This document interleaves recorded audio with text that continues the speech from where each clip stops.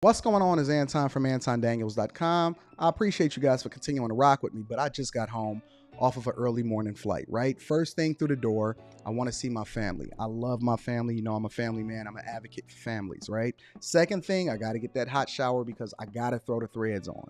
The threads make me feel like $1,000,000, but the third thing through my mind and all throughout the trip is that I got to have that Teej pack. Teej makes my life uncomplicated. It's uncomplicated skincare for men. The first way that I started specifically was their level 1 system. It's a daily face wash to get rid of the dirt and grime on your skin. 2 times per week exfoliating scrub to get rid of the dead skin cells. An AM moisturizer with SPF 20 because you should always be protecting your skin from the sun. And a PM moisturizer to help your skin stay hydrated and healthy throughout the night. Here's the thing. My favorite part about Teej Hanley is that every box comes with an instruction card that tells you when to use each product, how much to use, and in what order. They really making the process of achieving and maintaining amazing skin for men uncomplicated. In addition to amazing skin, members of Teej Hanley get tons of benefits, including at least 20% off the retail price, the ability to customize your box, exclusive monthly deals, you can pause and cancel at any time, and you get free shipping. And because Teej Hanley is sponsoring today's video, they're offering my viewers an amazing deal, right? Just click the first link in the description and you get 30% off your first box, plus a free gift. It's an amazing deal. You got to get started today. You're not out here trying to look like a Dusty. And if you travel as much as I do, which I'm sure most people don't, but you know me, I'm pushing my bag chasers in order to be in the top 5%, top 10%, top 1%. We got to make our lives uncomplicated, and Teej Hanley is no better product. You got to look good. You got to smell good. And you can't be looking like a Dusty. Make sure you get started today. Click the link in the description. Get that Teej pack. Feel the Teej, my friends.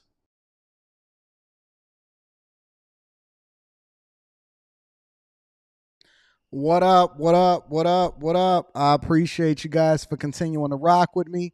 It is Tuesday, October 24th, 2023, year of our Lord. Yeah, we starting on time today. We prompt. We not slowing down. We continuing to run it up. What up, friends and family? Yeah, look, you can't say nothing.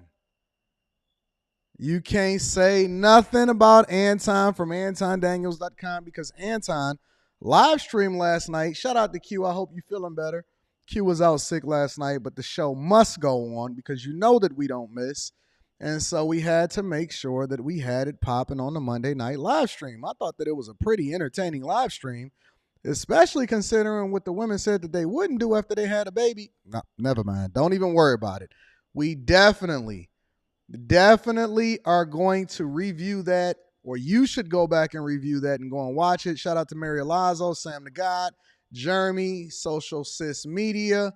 Brittany is in the building. I got my girl Natasha. Everybody is rocking out. We getting it popping. Yeah. Oh, tell the truth, nation. I can't believe you. I don't miss, and y'all are sitting here talking about I can't believe that Anton Daniels is on time. Don't worry about it. We gonna get there. Listen, make sure y'all tap into that Teej pack, 30% off your first order plus a free gift. Shout out to Love C. Shout out to Kojak. Everybody is in the chat. Tech Coach Ralph, I appreciate you. Randy, what's up? Yo, on top of that, make sure that you tap into the Patreon. Link is in the description as well as pinned to the top of the chat. It was spicy yesterday, and it was a phenomenal stream. All right, so I need to see exactly where y'all stand on a lot of different subjects today. I need to see whether or not you guys are on stand A, stand B, or stand C. Don't worry about it. You're going to understand exactly what I mean when I say that as we continue to live stream throughout the day. But I need to know where you guys stand. Brittany, I am aware that they just took out another big plant. We definitely gonna get to that. We're definitely going to get into that. But instead of doing a mental health check and instead of checking in from where you guys are, I'm curious. One or two words. These are the 2 words that I want you to put in the chat depending on where you stand. 1 or 2 words. All right. Do you feel good about your prospects going forward? Or are you, I don't want to say under duress because a lot of people might be typing that wrong. Or do you feel bad about your prospects going forward? Type good or bad in the chat.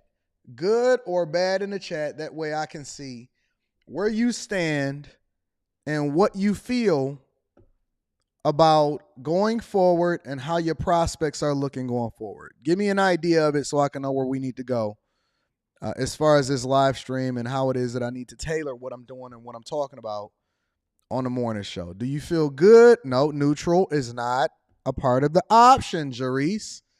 Good, I see good. Do you feel good or do you feel bad about the prospects going forward in your life? I see a lot of goods. Great was not an option. Come on, my people. We're going to have to do better than that. Good. I see wonderful's good.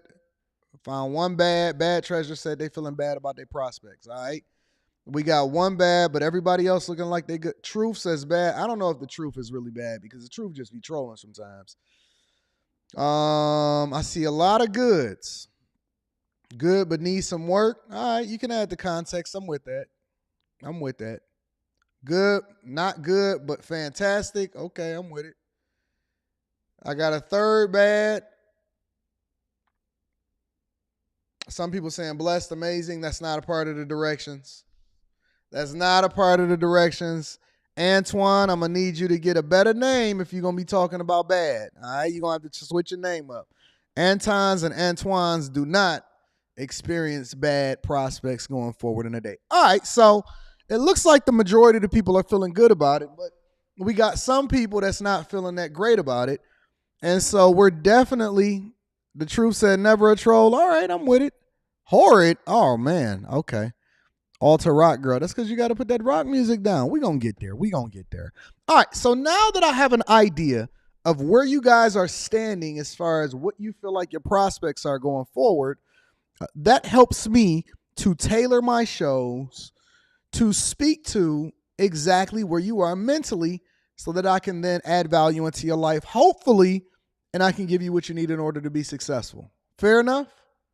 All right, so because yesterday, I went through and I was highlighting how it's important for people to show some level of appreciation to men. And no sooner than I dropped that live stream yesterday, somebody sent me a video with Tyrese on it. And they said, Anton, you got to play this on the Millionaire Morning Show. Because as you already know, Samantha Lee, which is Tyrese's ex-wife, went on a show. And we kind of broke it down on the Anton Daniels channel yesterday on the live stream. And what she said was, if I had had better people in my ear, I probably would not have left my relationship and I would not have left my marriage. And she went on to say that people influenced her and she would have done it differently and, at that time, so on and so forth. And obviously Tyrese caught wind of it. And because this is the Millionaire Morning Show, we got to understand where's the incentive and where does it come back to the money? Where's the incentive and where does it come back to the money? Because I can give you the game on relationships, but that's on a completely different channel. What I'm interested in on the Millionaire Morning Show is where does it come back down to the money? Now, we have a lot of things that we have to break down this morning. We got to go into the UAW strikes. Oh, man. I heard a lot of these guys is taking payday loans. It's not looking good out here. All right. We got to go into retail theft. I've been giving Chicago a reprieve so far this week, so we gonna let Chicago breathe for a couple more days and see what happens. We watching it on that front. It always comes down to the money, Mary. I want to talk about housing and the affordability. I know rates hit 8% this week, highest since 2000. A lot of people are saying that the American dream is completely lost. We'll get there. We'll definitely get there. Don't worry about it. So. Let me make sure that I acknowledged a few people before we get started with the show. Definitely a lot of my people on Cash App came through and they said, listen, Anton, acknowledge what it is that we do out here. Mike That Dude. Shout out to Mike That Dude. I appreciate you for holding me down. Let me tell y'all something about Mike That Dude. Every single weekday, Mike That Dude hit me off early in the morning before the live stream even started. Every single weekday, Monday through Friday, and he has not missed basically the entire year. Can we just get a round of applause for Mike, that dude?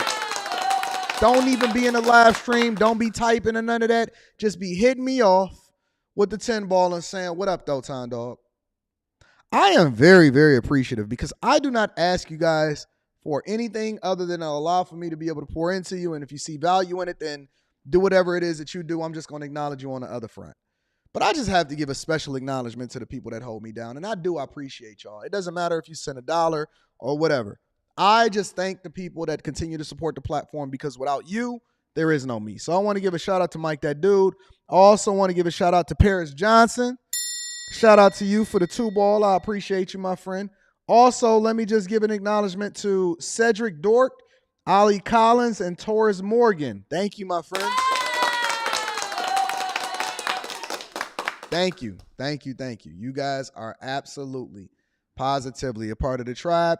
And then I want to get a couple of super chats in here also. Speeds the Beast been supporting me on multiple different channels.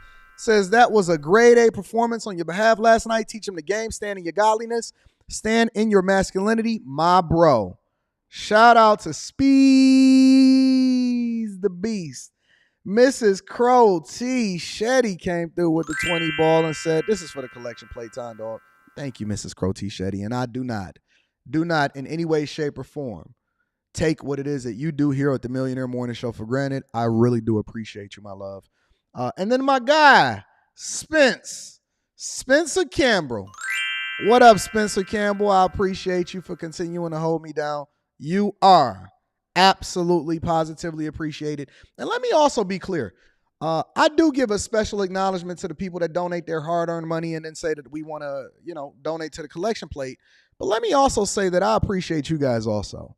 If you've never given anything and you just come in and you just support and you type a couple things here and there, or you throw a like up for the algorithm, or you shared this with your family and friends, let me be very clear. You are appreciated also.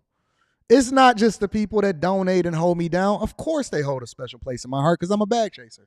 But it's also the people that just come in every day, acknowledge the other people. Listen, if you come in and you don't do anything, but you just leverage what it is that you learn here in order to become a better version of yourself and then become an asset to the different people in your life, that is more than enough appreciation. You don't have to say anything. If you never hit a like a day in your life and all you did was take the information and you moved positively with it, then I absolutely, positively rock with you and I appreciate you. But let me give a special acknowledgement to the bag chasers. For everybody that is in the Patreon, if you want to rock out with a group of people that's going in the direction that you're going in, I am doing a meetup on November 3rd in DC. The location is in the Patreon. Please do not share the location with anybody else. You are more than welcome to bring a +1 if you are coming. Also, next month, end of the month, I've already allocated roughly $20,000 to giving you money to starting and then mining out the possibility of starting a business. I am going to be giving that out between, I don't know. I'm going to try to pick at least 10 people. And if I, can find out that, hey, you only need $1,000, but you may need $2,000 or you may need $3,000, I'm going to try to pick 10 people that I can help you get started and fund your business. You owe me nothing. You owe me nothing. All right? You owe me nothing. I don't want equity in your business. I'm just giving you the money. You come up, you pitch me your idea. Please get your business ideas together. And then I'm going to send you, wire you, Zelle you, Cash App you, whatever it is that I have to do. I'm going to send you money. I'm going to allocate. I've already allocated. I talked to my people. They said, Anton, you only can give $20,000. So I'm doing what I can, all right?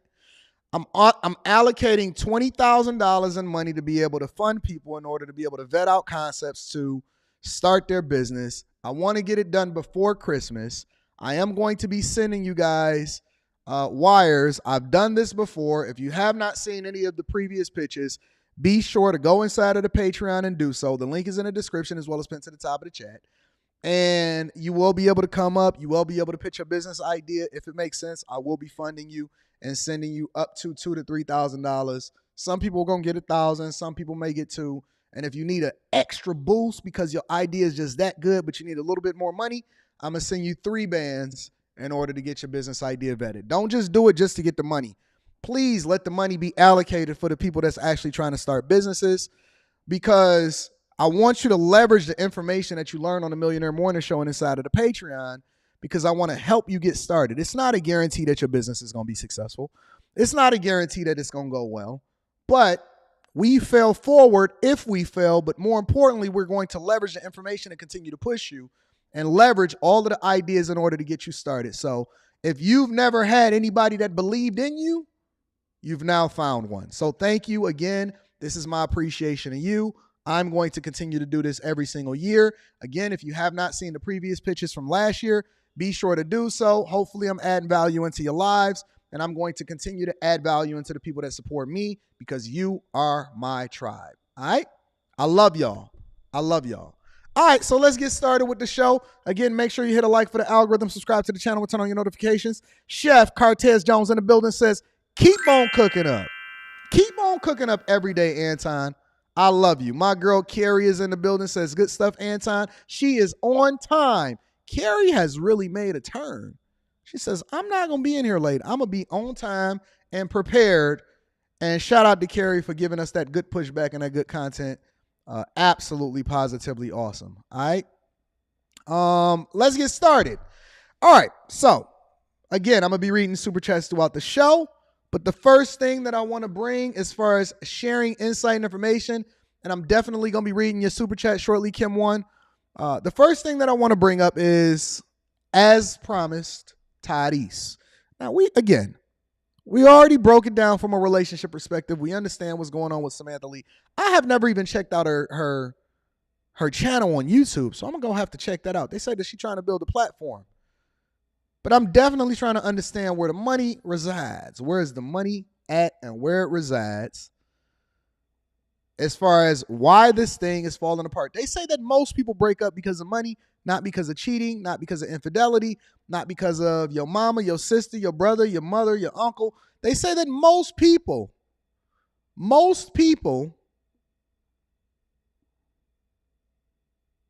break up because of money. Vernon Brown says, when the time zone changes, will the show still be on the same time? I am going to have to evaluate that. I don't know yet. I got to figure that out. Probably going to be at the same time. We're going to adjust for the time zone changes. So we'll probably push it up or push it back, whatever it is that happens, right? But let me go ahead and get into it. So Tyrese went on a rampage, and he wanted to highlight and give his thoughts based off of everything that Samantha Lee has been going off on the internet. Make sure y'all hit a like for the algorithm. Let's rock out. All right. Hold on. Her channel is called Love. I was Samantha not Lee. going to respond to this video of my ex that's now gone viral. She is loving it. Congratulations, you went viral again over something else that you said, because you're trying to build up your YouTube page and get your followers up. Listen, man. Listen. If you had people in your ear that influenced you into leaving your husband and your 1-year-old child, your innocent 1-year-old child. We both were divorcee kids, grew up in toxic environments, torn in between our old family, new family, stepfather, stepmother. That's a life that we both lived. And you packed up a 1-year-old, put a COVID mask on top of the Ring cameras, and I was literally in an airplane on my way home to fight for my marriage and my family. I'm not even gonna cap. Putting the COVID mask over the Ring camera is crazy, fam. I hate.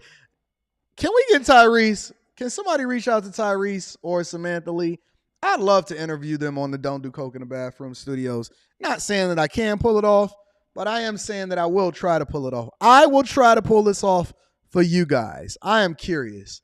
How can we get these people on Don't Do Coke in the Bathroom in order to try to figure out what's going on instead of them just going on live and telling all of their business? But I'm going to be honest with you.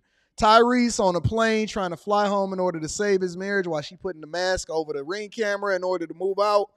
It's crazy. Woo! Woo! That is crazy, man. Let's continue. You're heartless. None of your friends recognize you. This is all about money. If you had friends in your ear, you're lying, you're gaslighting, you're playing. The only person that was in your ear was your mama. Her name is Patricia Randolph. Now, you know a dude is angry when he start calling your mama by her whole full name in order to emphasize a point on the internet. Go ahead. Get it off then, Tata. You didn't have people in your ear. The amount of people that was supposedly in your ear, you also had a whole lot of people like Aventer Gray, Taffy Dollar, Creflo Dollar's wife, who married us. You had a whole lot of people in your ear telling you that you're about to do something stupid, impulsive, and y'all are actually not going through anything that would make you want to leave your husband. Let's go even further.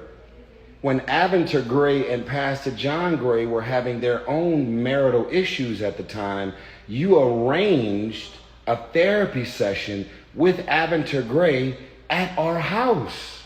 Hold on. Who is Aventer Gray? I got to look this up.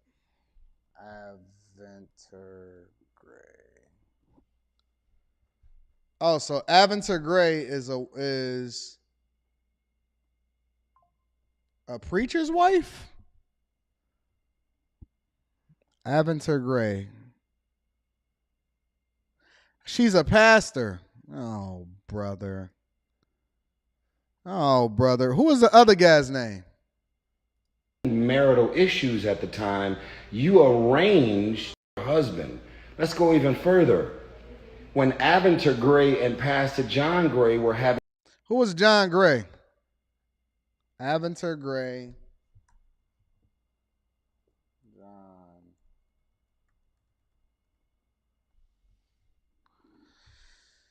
Let's see who John Gray is. Pastor John Gray. Oh, this guy. I know who he is. Pastor John Gray. I did a whole show on him.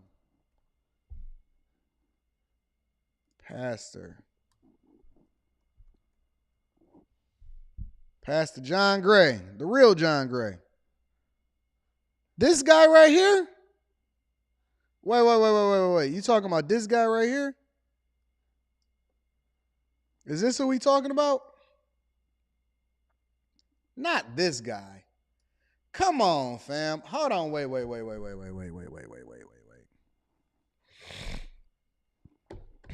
Isn't this the guy? I already did a show on him like a year or so ago, or maybe 2 years ago or something like that. Okay, let me ask y'all a question. Just curious. Let me move this down. Let me ask y'all a question. At what point, just curious, at what point are you guys going to stop seeking the advice of a pastor and a pastoress? What do you call a female pastor? You call her pastor too? Evangelist? Pastoress? At what point are y'all going to stop seeking the insight and information from people who are not successfully married, but because they have some level of visibility? Because honestly, I look at these and I don't have anything negative to say about them or whatever because they're not a part of this news. They are like celebrities. They are just like any other. How are they any different from Will and Jada? How are they any different from Will and Jada? Why is she or he seeking therapy, marriage advice, or counseling from people who are having problems in their own relationships? And why do we have so many women pastors?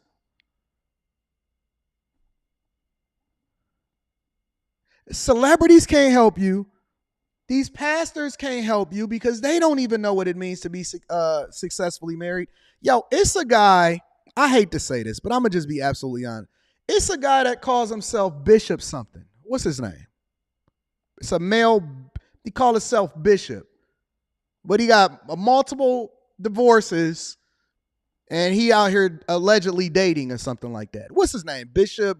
He like big on Instagram or something like that. Somebody tell me in the chat. It's a guy out here and he calls himself Bishop something.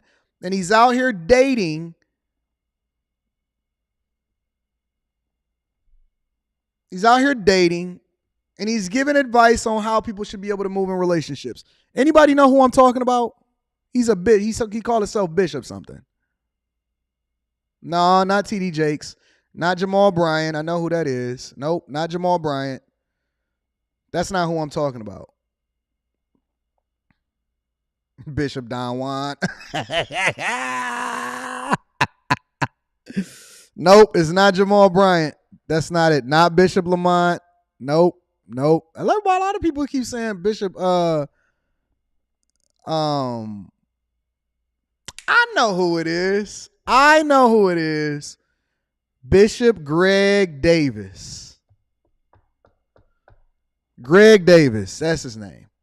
Now, I don't know anything about him. I'm going to be honest with you. But what I've read that people keep sending me is they keep saying, oh, man, he's multiple times divorced and he got a younger girlfriend. So is he busting her down? Or is he still a bishop? Is he still a part of the church? And see, people want to sit up here and have a conversation with me and say, Anton, well, you're not the true representation of the Christian. Everybody that y'all following is not a reflection of what it is that they advocating for. Everybody that y'all following is not what y'all been advocating for. Y'all got every blackety black, every church member, every leader, every person that's all across the board, and they can't give you nothing on what it takes in order to be successful. Why do y'all continue to seek advice and insight from your pastor and your bishop? They can't help you. They don't know what it means to be successfully married. Let's continue. Let me not go off on my rant. Having their own marital issues at the time, you arranged a therapy session with Aventer Gray at our house. Jesus Christ. And when she walked out of her therapy session, she walked into the foyer where the Bumblebee is, and there was 50 boxes with like 7 or 8 people there packing up all the shit to leave the house. And I was in an airplane on my way home to try and fight and save our marriage. So if you had people in your ear at the time, they must be still in your ear, because you're still trying to get $20,000 a month for a 5-year-old. You make $160,000 a year on your own. $20,000 a month is crazy. I ain't even gonna cap. To be paying somebody $20,000 a month, whether it be alimony or especially when it comes to child support, is crazy. And I keep telling guys every single time, I tell y'all every single day, having a child with a woman is a much more risky proposition than getting married to one. You can get a prenup that'll protect you, but your prenuptial agreement cannot and will not help you when it comes to child support, depending on what state you're in or whatever, so on and so forth. That is a literal marriage. When God says that the person that you lay down with is the person that you basically married to, when you have a child, you're tied to them for the rest of your life through the child, at the very least, for the next 18 to 20 years. So why are people making decisions to lay down and then stick their stuff in something, but they not having they more focused on who it is that you marry than who it is that you have a child with? And 20 bands, you make $160,000 a year. That means you a high value man. My bad. She a woman. 20 bands a month, which is that's $250,000 a year, which basically puts you at $400,000 a year if you make $160,000 a month, a year on your own. So you're getting $240 on that front, $160 on this front, and you're making $400,000 a year. And y'all think that that's logical? And y'all sitting here talking about, well, guys shouldn't be scared. Why shouldn't they be scared? Let's continue. This is all a game. You're clout chasing. You're something that I don't even know. A simple woman, not into materialistic things, don't care about fame and mansions and popularity. You're everything that you told me and all of your friends and loved ones that you wasn't. If you wanted to be famous, boo-boo, that's all you had to say. He called her boo-boo. You didn't have to play this game that you wasn't. Now you out here playing on single mothers and their emotions. Facts. Playing on women that are actually in abusive relationships and fucked up marriages that are toxic and dark and dysfunctional. That's not what that was. You think I would have a song entitled I Don't Think You Ever Loved Me if I didn't really feel that way? You think I would have a song out called Love Transaction if I didn't realize that it was... Hey, Tyrese out here is singing his heart off because he's brokenhearted. I've always believed that no matter what happens, you keep what happens inside of the house inside of the house.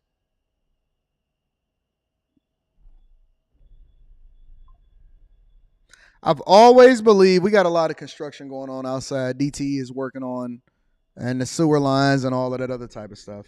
I've always believed that you need to keep what happens inside your house. I am not a person that believes that you guys should be telling all of your business on social media, but we appreciate it, Tyrese. This is great content. It was never love. It was just a transaction. This shit is about money. You've hired 3 law firms trying to fucking suck me dry. I'm approaching $1 million in legal fees, and we had a prenup. You already tried to ask me to come back. You already tried to reconcile. I told you I was in a relationship with Zelly, and I was not willing to go and break this off or cut this woman off because you decided to wake up on a Wednesday and come back and play in the sandbox. Nah, I might have let you come back into the sandbox for $1 million in legal fees, $20,000 a month in child support. You might have been back in the sandbox. We got to fix this. I ain't even going front. $1 million in legal fees and counting, and you got to pay $250,000 a year in child support. Come on, get in this sandbox, baby. I'm sorry, I'm a bag chaser. $20,000 a month in child support and over $1 million in legal fees. Box is open, baby. Come on home to daddy. We gonna figure it out. Yeah.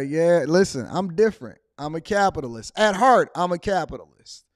At heart, I'm a capitalist. At the very least, let me tell you something. I have no pride whatsoever when it comes to losing bags. Oh, wait, what? Where the money going? Oh, whoa. We got to start making some adjustments. Where you? Come. Why you gotta act like that? I will learn to love you. Who he calls Zelly? He over there with Zelly? Listen, Zelly can't do nothing for me. Maybe I'm too real for the internet. Because I know what people want me to say. Oh, man, step on my pride or whatever. Nah, I'm stepping on my wallet. Come on home. Listen, I start seeing, when the money start getting low, you start seeing the benefits a little differently. You know what? I never really wanted to be a part anyway. I was on a plane to save my marriage anyway. Why not just go ahead and save it right now? You know what I'm saying? Our child need a 2-parent household. Let's put all of our differences aside. Get rid of these lawsuits, this child support and everything. Listen, you want me to help you with your podcast?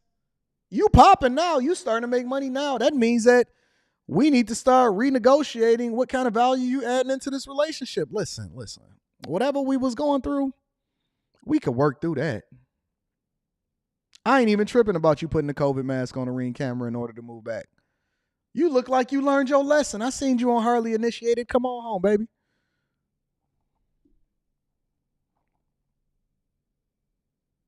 Come on home. I got to be dealing with you. I'm already paying for you. I might as well get some Gawk 3000. Well, am I off? Okay, am I off? I'm already giving you $250,000 a year, and I can't even touch that. I can't smack that. I can't tap that. I can't hit that. I can't flip that. I can't dip in that. What's the point in breaking up? We gotta be making up. Why you gotta act like that? Come on home to daddy. Come on home. I'm not paying you to stay out there and be for the streets and date somebody else. I'm not giving you money in order to be dating somebody else. Come on home. Come on home. I'm different. I'm different. I am a bag chaser to my heart. To my heart, I am a chaser. You mean he got to pay $20,000 no matter if he got a movie deal on the table or not? Come on home. Come on home. Where you going? We got to keep our family together. I want to make sure that our kid is straight. At the very least, I can come in, dip in that, and I ain't got to get you $250,000 a year.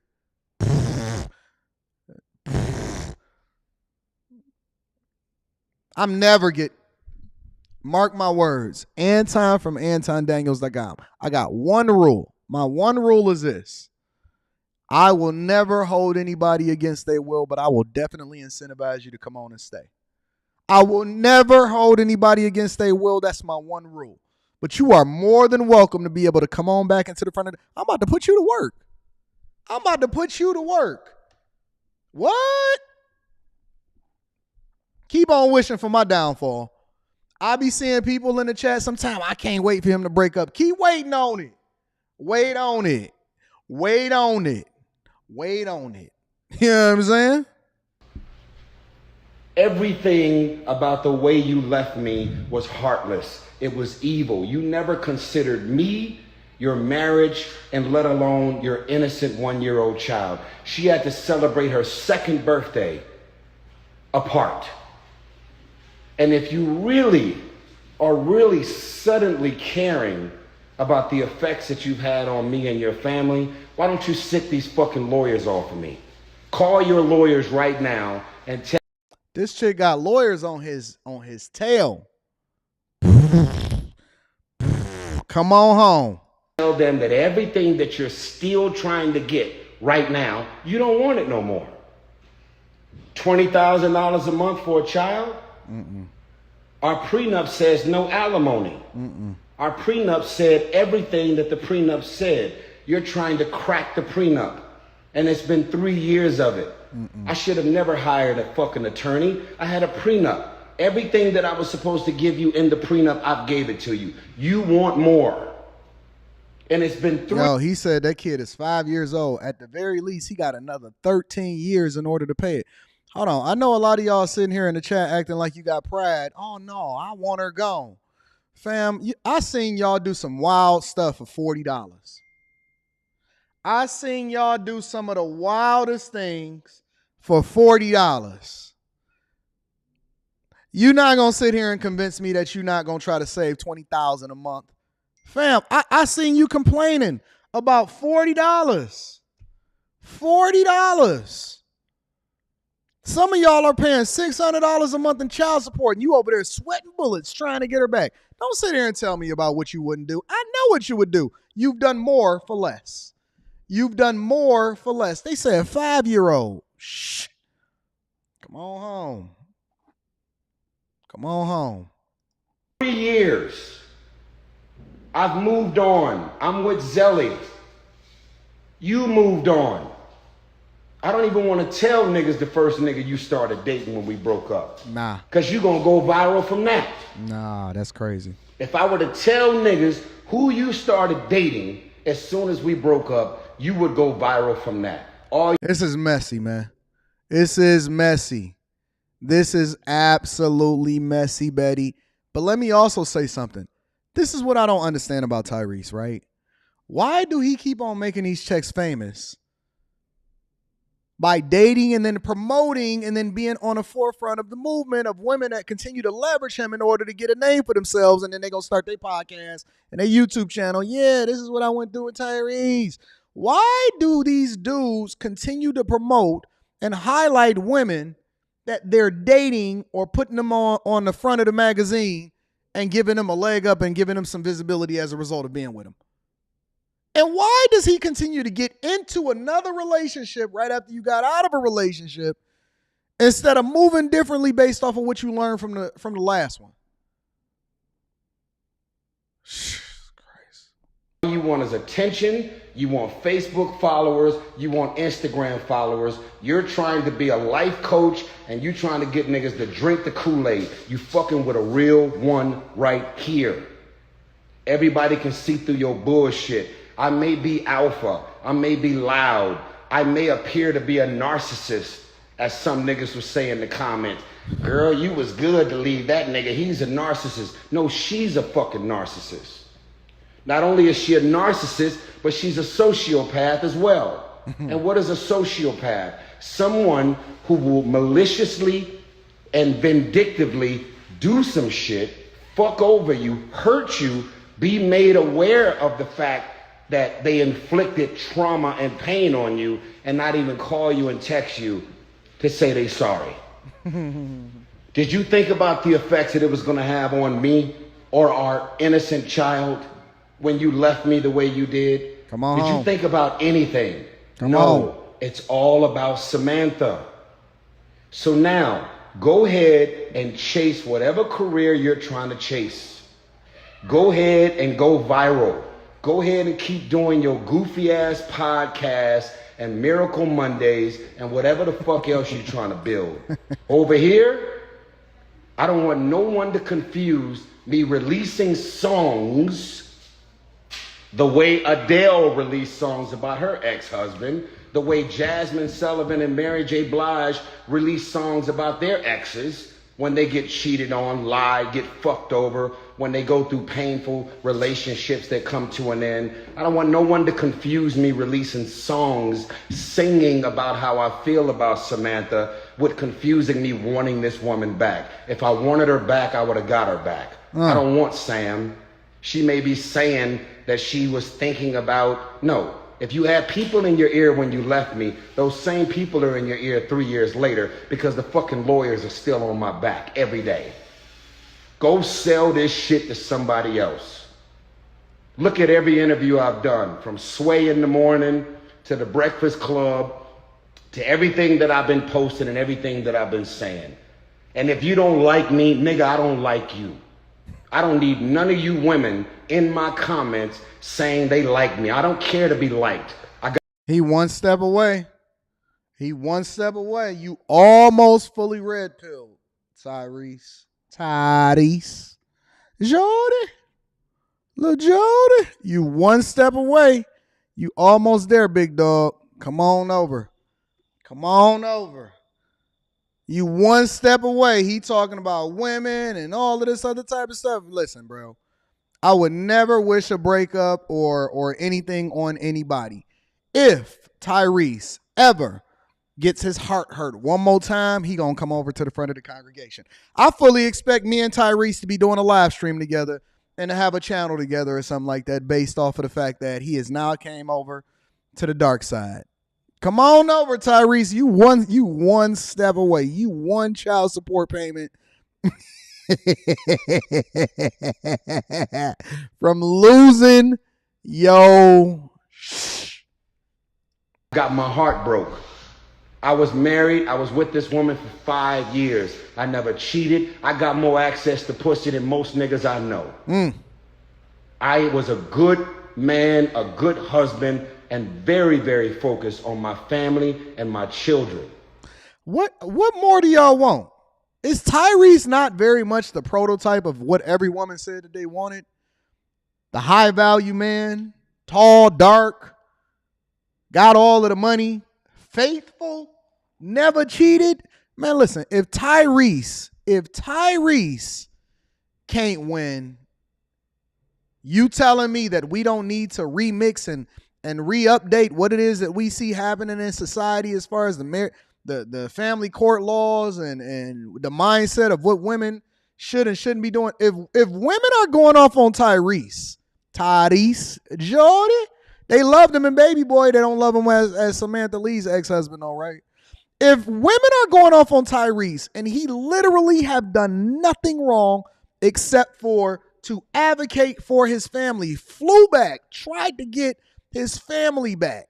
She had the mask over the Ring camera, according to what it is that he's saying, and he's been paying over 20 bands a month in child support, over $1 million, and what else do y'all want? What else? You got everything. You got everything. He's sensitive. He cries on camera. What else do y'all want? If Tyrese can't win, who can? Who can?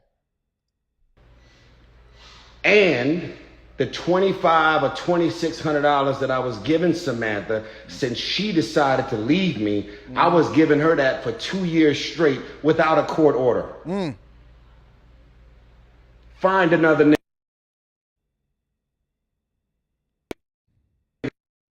That's not me. That's Tyrese. Who decided to leave your husband without a court order. Find somebody else that's going to cut a check for $2,600 without the judge making a judgment for you to do so. I'll always take care of my kids.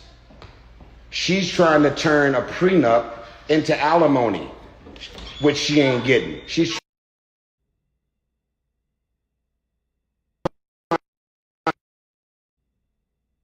not getting. She's trying to get something that she's not getting because the prenup is protecting me. Dad. And she's, yes. Lower your voice. Sir. Okay. Hey, hold on. Somebody just told him to lower his voice. Somebody just told Tyrese to lower his voice in his own household. Hold on. Wait. Don't sit here and tell me about how alpha you are and somebody is in the background yelling at you, telling you to lower your voice. Hold on. Let me rewind that one more time. I don't care who it is. That she's not getting because the prenup is protecting me. Dad. And she's, yes. Lower your voice, sir. Okay.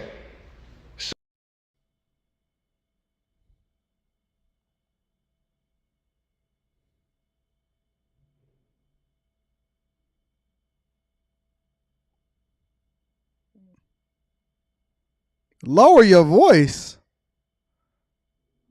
Let me play that one more time. Hold on 1 second. She's not getting. She's trying to get something that she's not getting because the prenup is protecting me. Dad. And she's, yes. Lower your voice, sir. Okay. Somebody go get my belt. Who you talking to? Who you talking to? You know what time it is. You know me.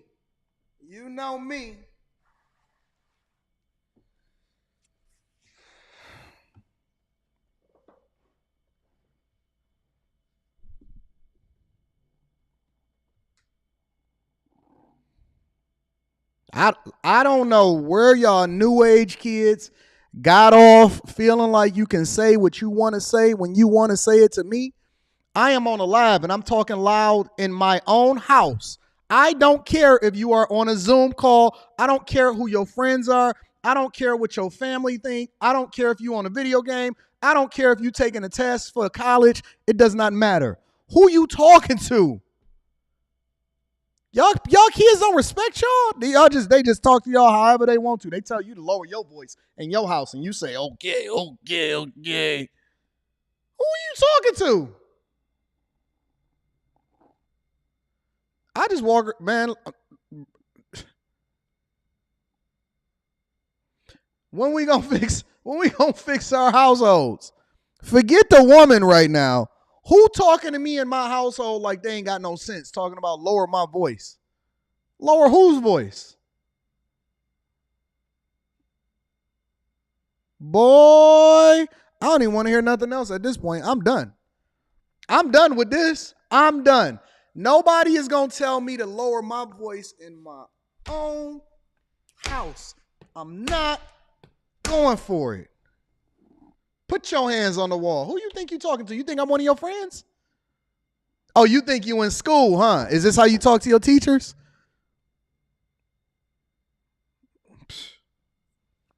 I see what type of live stream this is going to be today.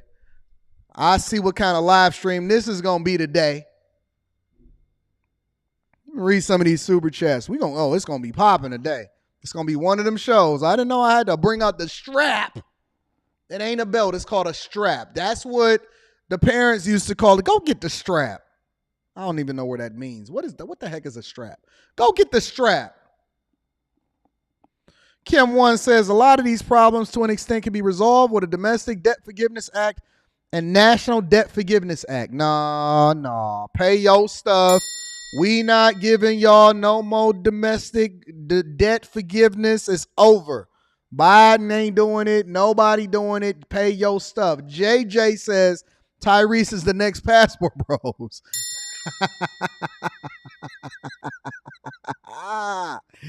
Jones as Anton, lower your voice. Get the strap. Messi says wanted to send a longer super chat, but taco money. Taco Tuesday.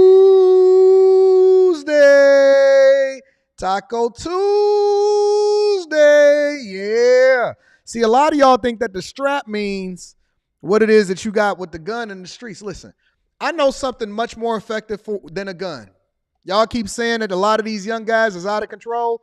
I know something that's a lot more effective than a gun. A lot more effective, but you got to get to them early.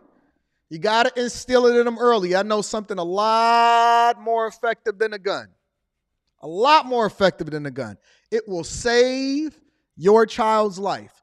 Your child is talking to you like they have no control, and this was supposed to be the remedy in order to fix that. But no, you decided that you wanted to make your child your friend, and now they bossing you around and telling you what it is that they gonna do inside of your household. Okay. I got you. We gonna get back to basics. P. Shank says, Mr. Anton Daniels, show that facial expression again. Who you talking to? I'm not playing with these people. P. Shank, I'm not playing. You send it. Listen, your kid spending the night over my kid house, your kid is going to get treated just like my kid. If you don't want your kid to possibly get a whooping, A, you better make sure they on their best behavior. And then B, don't send them. A, make sure that they on their best behavior. And B, don't send them. Because if your kid is unwilling, see, your kid going to act better at my house than they act at your house. Your kid going to act better at my house than they is at your house because they don't respect you, but they know. When I walk in the doors, yes, sir, no, sir, yes, Mr. Daniels, no, Mr. Daniels, I apologize. And then they get home with you and they be like, hey, Dad, lower your voice. Yeah, we going to get there. We going to get there. I am going to be reading Super Chat shortly. Oh, yes. But make sure you tap into the Patreon. Link is in the description as well as pinned to the top of the chat. I'm reading Super Chat shortly. We're going to get there, Persevere Daily TV. All of y'all, we're going to get there today. The UAW Shawn Fain has become my new favorite person to have a conversation with. If y'all have not hit a like for the algorithm, that is very unfortunate for you because that means that you're not subscribed. That means that you haven't liked the stream, that your parents and friends, they won't be able to become successful as a result of rocking with us. You won't have an opportunity to join the Patreon, all of that, right? Shawn Fain has now replaced Brandon Johnson. A lot of people keep asking me, Anton, you haven't even brought Brandon Johnson from Chicago, the mayor of Chicago, back to the front of the congregation. Well, we have some other people that we have to address. We can't address them all at the same time. At one point, it was Umar Johnson. He hasn't really excited me lately with any of his content. He just be talking. You know what I'm saying?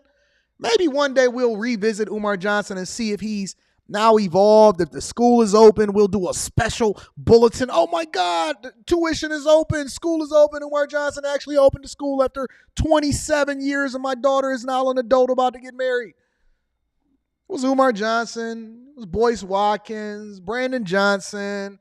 St. Louis, your turn is coming. I'm working on something special for St. Louis. Denver, I got you. Atlanta, absolutely. Houston, you coming to the front of the congregation. Oh, we got a long list of people and a long list of politicians and people that are not doing the things that's in the best interest of their constituents. But for right now, Teach Hanley 30% off your first order plus a free gift. Shawn Fain. I never thought it in a million years. I used to be Local 600 down in Dearborn, Michigan at the Ford headquarters working at the Rouge factory. The Rouge factory supporting my union brothers and sisters, and Anton has now become a capitalist. And guess who's a capitalist just like me? Baltimore, I got you. Shout out to Baltimore. You coming to the front of the congregation. Jada Pinkett's hometown. Shawn Fain has now become a person that I want to bring to the front of the congregation on a regular basis. Nobody was talking about the auto industry. Nobody was talking about Chicago. Nobody is talking about the things that's actually meaningful to you. But Anton from AntonDaniels.com. And I'm going to be honest with you. Sometimes we going to have a disagreement. But I see that it's a lot of y'all that's starting to see what it is that I see. And you said, you know what? Shawn over here making a combined income of like $350,000, but we out here with our sign saying UAW on strike. He talking about solidarity, but he not sharing in the pain. He talking about what it is that they working, and he not even taking his $500 a week. What the fuck, Shawn. No worries. We gonna get there. Let me share with you what the latest updates are with the UAW strike. All right, UAW President Shawn Fain joined about 6,800 union members in Sterling Heights as they walked off the job today at Stellantis' largest factory, the factory that produces Dodge Ram pickup trucks. Big seller, of course, for the company, their most profitable vehicle, we should also mention. Today's move comes after Fain reported Friday that there had been some progress in talks with General Motors and Stellantis, but that they still have not gone far enough with their offers. Yeah, and meanwhile, as the strike continues, is fatigue setting in for union workers? Well, Shawn Lee joins us live, and Shawn, I understand you talked to Shawn Fain about that exact issue. We did. Let's talk about the big picture here. Ram trucks, as Devin mentioned, wildly popular here. Production on these stopping today with this strike. They're not going to be delivered in a few days. Obviously, suppliers not supplying because workers are out here now on strike. This took the company basically by surprise. They're saying they're outraged by today's walkout. This is day one, though, for these workers on the picket line. What about the other workers who have been out a month, a week, and a day? And what about that fatigue that we are hearing is setting in with some? Striking's tough, it's not easy, but, we have to do what we have to do. Sources confirming that UAW President Shawn Fain is not on $500 a week strike pay because the UAW Constitution states Fain gets his $208,000 a year salary per those union rules. Wait. Y'all got your own constitution like the United States of America? Y'all got your own constitution within the UAW? Wait. You telling me that they put some special rules in place for the leadership? This is sounding just like the very people that they're striking against. Say it ain't so. Wait. You're telling me that there's an organization within an organization that insulated themselves against the organization completely falling apart, and they're going to continue to get their pay no matter what. So what incentive outside of visibility, re-election, all of that good stuff, do these people have in order to rush and make sure that they negotiate in good faith to ensure that you guys are getting the contract that you want? See, the one thing that I know about leadership is that it doesn't matter about a constitution or any of that type of stuff. They lead from the front. Shawn Fain, in my opinion, is like the son on Gladiator that, Father, have I missed the battle? Anybody can fly back and forth to a plant just like Joe Biden did and start to hold up a picket sign and say, we want fair. We want fair. Anybody can do that, especially when you're still getting paid and you ain't got to pay for transportation costs. It's coming out of the union dues. But see, it's different when you telling people to do something that you wouldn't do. That's what it is that I stand for. I will never tell you to do something that I have not first proven or doing myself. How can I sit here and advocate for marriage if I'm not successfully married?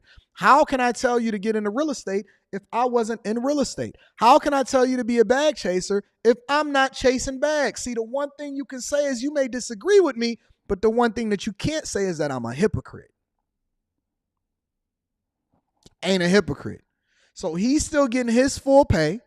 He's insulated against what's affecting the other members that he's then using in order to use as a talking point in order to make sure that y'all stay striking against the ones that he's saying that is leveraging the company against you. Okay, I get it. Strong strategy. Politicians have been using it for years. Let's continue to see what's going on. As now more UAW workers are sent out to the picket lines. Today, a surprise strike at the Stellantis assembly plant in Sterling Heights. 6,800 workers who make the Ram truck here are now off the job. For them, this is day one of their strike, catching Stellantis by surprise, catching employees by surprise. 10 o'clock, I just sat down for lunch. 10 o'clock in the morning. Yep, our phone started going off. I checked on my phone. It said, SHAP is going on strike. Pick up your stuff, walk out peacefully. What was your immediate reaction? Excitement. So he's excited. Hey, remember those first people that was excited that first walked off the job when they first started striking and Ford started laying people off and y'all started getting unemployment pay? Then they said, man, it's tough out here. We got to go and do DoorDash, Uber Eats, or whatever. You see all of those signs? You see the level of excitement that is on their faces? You see how full they are about and they excited. Hey, I'm standing up for the company and I'm going for it. Excitement. Yeah, we were excited. But for 1 month, 1 week, and 1 day, other UAW members have been on those picket lines. Workers in the cold and rain outside of the GM Pontiac Redistribution Center Friday. They were hoping for Fain to announce a deal or news that a deal could be coming. But they were told to stay out and stay strong. Many looked deflated. In the past, a strike meant all members. Look at how deflated the ones that have actually been on the front lines. This is like sending your troops into war and you know that the first ones is going to get slaughtered. They standing around this trash can that's on fire in order to try to stay warm. And they broken and they over there in Pontiac and they cars is parked on the side of the road and they got to use their own gas money. And they getting $500 a week before taxes. Those people are standing out there like, God, I was hoping I could get back to work.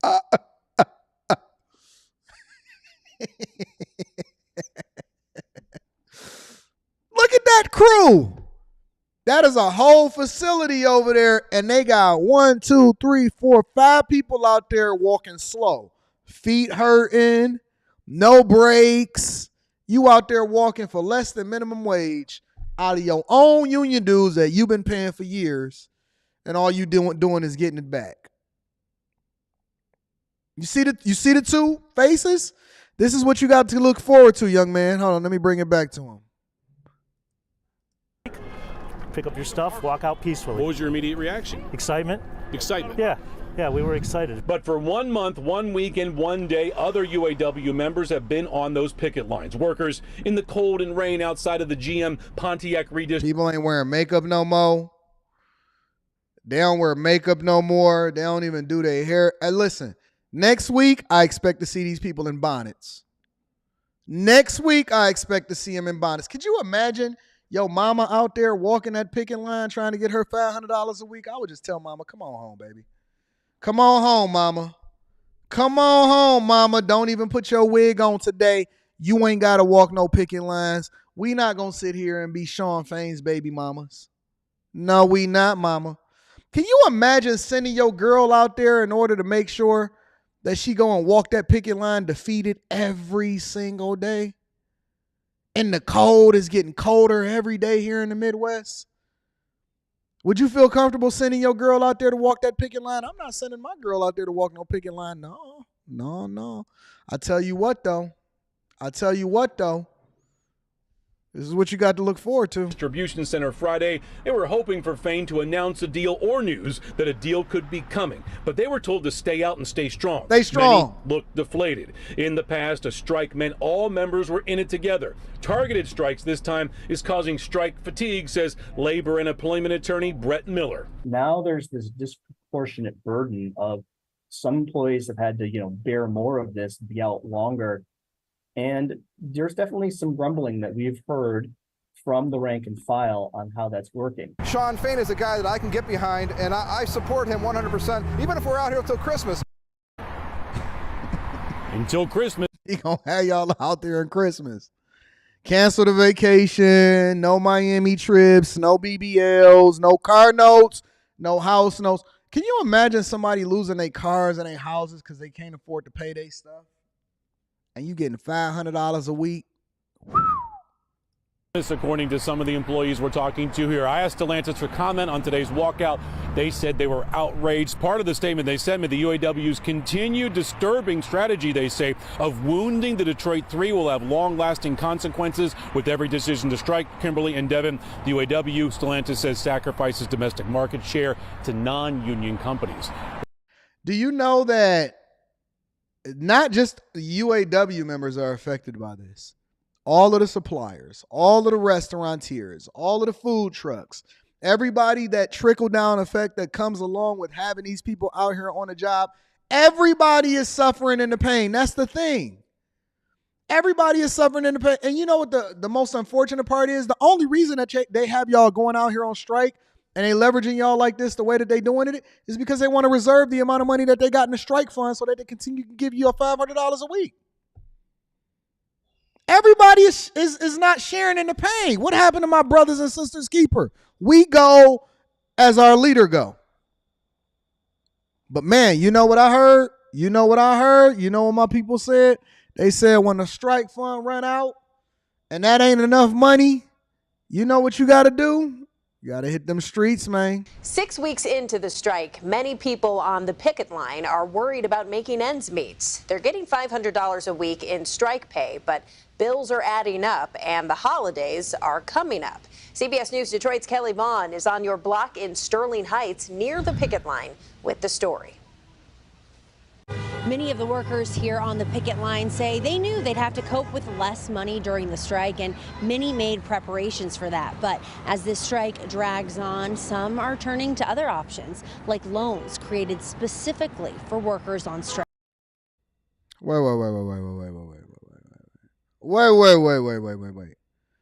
Now the workers on strike got to now take out loans specifically tailored just for you. Listen. We know you ain't going to be able to pay your stuff for now, but we going to make sure that we charge you interest on top of whatever it is that you have to pay back once you start getting your job back rolling. Whenever y'all come off this picket line, don't worry about it. You can pay me back now. I think I just found a new business model. I am now starting the UAW Strike Fund Loan program, and what my marketing pitch is this. Anybody that takes out a loan, I got you. I want first dibs on your paycheck when you start to go back to work or whatever raises that you get. I also want dibs on your profit sharing check, and I will beat whatever the loan rate is that they're charging you by 1 percentage point. Whatever the interest rate is that they're charging you, I will beat it by 1 percentage point. I am willing to loan out to people that need to make sure that their kids got gifts for Christmas. You need to pay your Charger, your Challenger, your Hellcat. You need to make sure that you get Thanksgiving dinner popping. I will even tell you, you ain't even got to say nothing. You ain't even got to tell your friends and your family. I got you.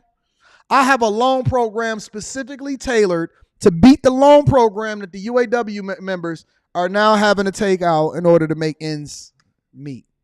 It's good over here on the bag chaser side. I warned you. I told you it get cold outside in these streets. I warned you. I'm building housing. I'm about to go out here and put a little thing on the side of my new Benz. Well, I just got the Benz. Don't worry about it. We're going to talk about it later. I'm going to put a sign on the side of it, and I'm going to start handing out sandwiches, and I'm going to say loans. Low interest, lower, not low interest. I don't want to give false advertisement. Lower interest loans available than whatever it is that they tailoring for y'all out here in these streets. You'll be paying me back all through next year, but don't worry about it. You've been paying the federal government. Why not me? Strike. UAW strike pay is $500 a week. Right, before taxes. UAW member Daryl Rollins says the strike is worth it, but it can be hard to get by. Because when you're talking about $500 and you're used to making double that, bringing home double that, that makes it kind of hard because the bills you have to pay, they're really not concerned about you being on strike. Shishi Anderson says there's been talk among the workers about whether their strike pay could be raised. Somebody was speculating, trying to do some type of increase, you know. I mean, I wouldn't be against it, but, you know, whatever they do, I'm fine. Nope. No increases in strike pay. No, none of that. No, people were speculating that we need more strike pay money. No. Nope. It's a way in which you can make more money. Go back to work. Stop asking for 32-hour work weeks. Because I prepared for 500. They've been telling us 500 for the longest, and that's what I, prepared myself for. UAW says raising strike pay would be complicated, as the rate is set by delegates at their convention through an extensive process. So you mean the convention that y'all paid for them to go to in order for them to find a big place? They got this nice convention. They lay up in there with their side holes. They sit there in their hotel rooms. They sit there and they negotiate. Hey, let's all get together. You can do that on a Zoom call. No, you go over there and you find a nice city like Tampa. You go golfing. Y'all go negotiate your own pay raises for each other. You continue to take out union dues even when people not even a part of the union when they first come into the building. I remember my very first paycheck. I didn't even have my 90 days in. I wasn't even an official employee. I already was paying union dues for Local 600. I said, what? They sit there. These guys have hands that look like they've never done an ounce of work in their life. And they over here sitting here talking about strike pay. For those who can't get by on $500 a week, many are turning to loans. Inflation and groceries were already high before the strike, so they need help, and we want to be able to help. If the LAFCU credit union can get y'all loans, I got you. So. Kelly Ellsworth Etchison is the Chief Marketing and Diversity Officer for LAFCU Credit Union, one of the credit unions across Michigan offering loans specifically for striking UAW workers. So far, they've Look at them rates. About 96 UAW loans for more than $282,000. And as the strike continues to go on, this is just one avenue. How many of y'all know that it's a lot of people that's getting payday loans out here? The LAFCU interest rate is 9%. They tried to make it a little bit more marketable by saying 8.99%. 9%. They've already loaned out $282,000 in loans from 96 different loans. If the data is not telling you that the strike and the people are absolutely positively broken as a result of it, what more do you want to see? How much longer do you want your union brothers and sisters to suffer and they never going to be able to make up for the amount of money that they lost as a result of going on strike? Most people never had the ability to be able to take care of an emergency problem that cost them $1,000 and you told them to stay on strike for over a month, and it's about to be a month and a half. 9%. 96 loans. That's just over at that particular credit union over. I can get you in there for 8. I got you for 8%. They giving it to you for 9%. Come to Time Dogs Credit Union. I got you for 8%. You with it? All right, I got you. Interest rates on these strike loans are 8.99%. Because this is an unsecured loan, we're not asking it to be collateralized by. Oh, no. I need your car. I need your wedding ring. I need your jewelry. I'm gonna put a lien on your house. This is going to be a secure loan, but you get a better rate though. Or if they need to do a home equity loan to borrow. So it's this is lower than a personal loan rate right now. She says the approval process is similar to other loans. We want to see, proof of employment that they were at one of the impacted facilities. She says people who have been laid off because of the strike qualify for their loans as well. Reporting in Sterling Heights, Kelly Vaughn, CBS News, Detroit. So here's my question to the people as they continue to hold me accountable for holding Shawn accountable, because we want to get you guys back to work so that you can provide for your families. This is what it is, because they're going to tell you to share in the pain, but they're not going to necessarily help you with your family while you out there paying 9% interest on top of the money that you're missing. And you have no way in order to be able to bridge the gap. You know how many people is waking up every single day nervous, can't wait to go back to work? It's all good and fun when you first walk out of work on your lunch break. I ain't never been excited about missing out on no money. I ain't never been excited about missing out on no money and having to pay somebody back in their debts. Ever. Not one time in my entire life. Make sure you tap into the Patreon. Link is in the description as well as pinned to the top of the chat. Let me read some of these super chats and we're going to continue over with the show. We got a good one today. We bringing everybody to the front of the congregation. Chris Williams says, I'm crying laughing, sitting in my truck. Shout out to Chris Williams holding us down with the 5-ball. Persevere Data TV. We got a coaching call today, Persevere Data TV. You got to speak in tongues when you're about to strike with that. Yeah.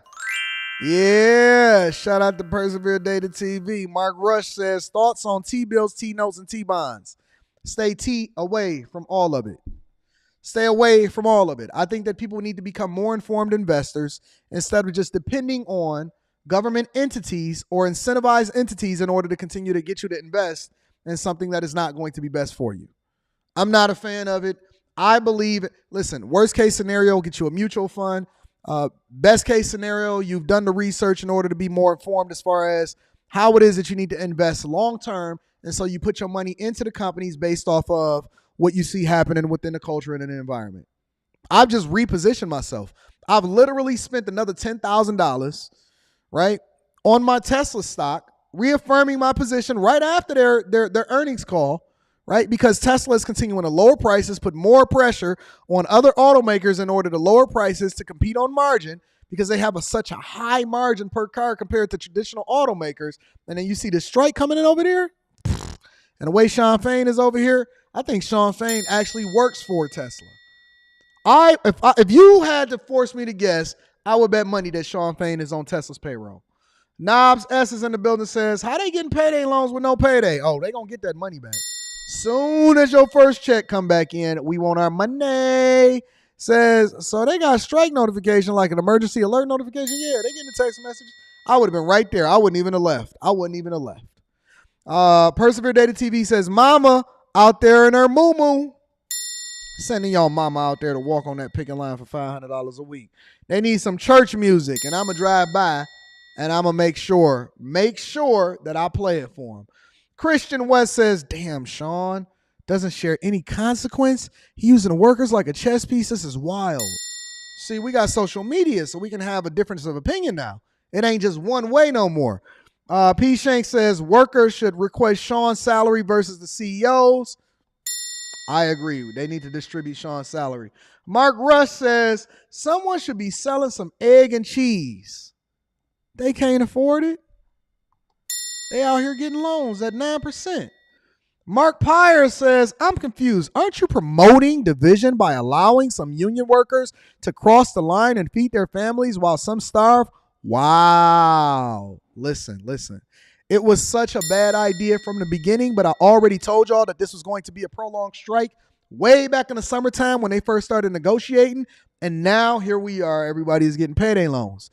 Tommy Arfo says, maybe they could strike against the UAW for higher strike pay. Nope, it's already running out, and that's one of the reasons why they didn't have everybody go out on strike. They only had some people go out on strike. Vern Brown says, 80 Pootie Tang. With that belt, what a tie. See, y'all ain't know I knew about Pootie Tang, did y'all? Make sure y'all hit a like for the algorithm, subscribe to the channel, and turn on your notifications. Let's move on, ladies and gentlemen. One thing that I want to highlight before we really start deep diving into it is that, Chris Moore, I'm going to be reading that super chat shortly. As more people in the middle class continue to deteriorate at the hands of those that are and aren't supposedly in your favor, UAW president is supposed to be on your side. I believe that he's angling to continue to be more famous. He didn't know that Anton from AntonDaniels.com was going to be over here having a conversation, right? You know what's happening? People getting desperate. You never thought in a million years that you would be the one that's on the other side of the fence over there starting to stuff your triple fat goose with some cheese and some bologna in order to feed yourself because the kids is hungry out here in these streets.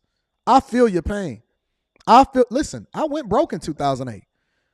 I went broke in 2008. I had to move into my mother's basement. That's a fact, though. You never thought that you would be the one. You used to look down on people that was stealing. Remember that? I still do. I still do. You used to look down on people that was stealing. Now you browsing through Home Depot knowing you can't afford nothing that's in there, and you just in there just browsing. Ain't got no money in your pocket, ain't got nothing better to do, just got off your strike line, and you browsing Home Depot. Now you starting to get the itchy fingers. Now your hands are starting to itch a little bit. You didn't even know that you're not even a good thief. And so loss prevention is following you across the board. They following you on the camera and they acting like they regular shoppers. You thought that loss prevention was going to be some people that was in some uniforms. You paying attention to what they got going on over there in San Francisco and not even realizing that you being followed because they know a thief. They know desperation when it walks in. They seen that hole in the top of your drawers because your pants was sagging. They seen it. You keep walking in Target like Carly Russell, stealing fruit snacks. Huh? Everything in Target is too big for you to steal. You can't walk out with a TV. They locked it up. All of the other thieves got to it before you did. Philadelphia, they broke in and took everything, and so now Target is pivoting. Target just came out with their earnings report. They got the worst quarter in a long time. So now you just relegated to be a petty thief. Now you petty thief. Huh? And it's going to start off small. You know, thieving is a gateway. First, you start off stealing cheese and cheese snacks, fruit snacks for the kids. Then you said, oh, man, I can get away with it. You didn't get away with it. They got you on camera. They just didn't say nothing to you because the laws in that particular state prevent them from being able to say anything to you. They didn't want to lose their job. Now you starting to graduate. You get a better idea of what thieving is because you're trying to supplement your income because y'all out on strike pay. And now you about to get a record. You about to get a misdemeanor until you pass a certain threshold, and then it's going to be a felony. But this is what happens when you go on strike. Now Target decided that they wanted to close all of their stores in San Francisco. See those aisles? You see those aisles? That's Target right there. That's you. That's you on strike. This is you. You see that? This is all you. 90% off. This is way gone. Everything here on these shelves was 90% off. Aisles and aisles of empty shelves.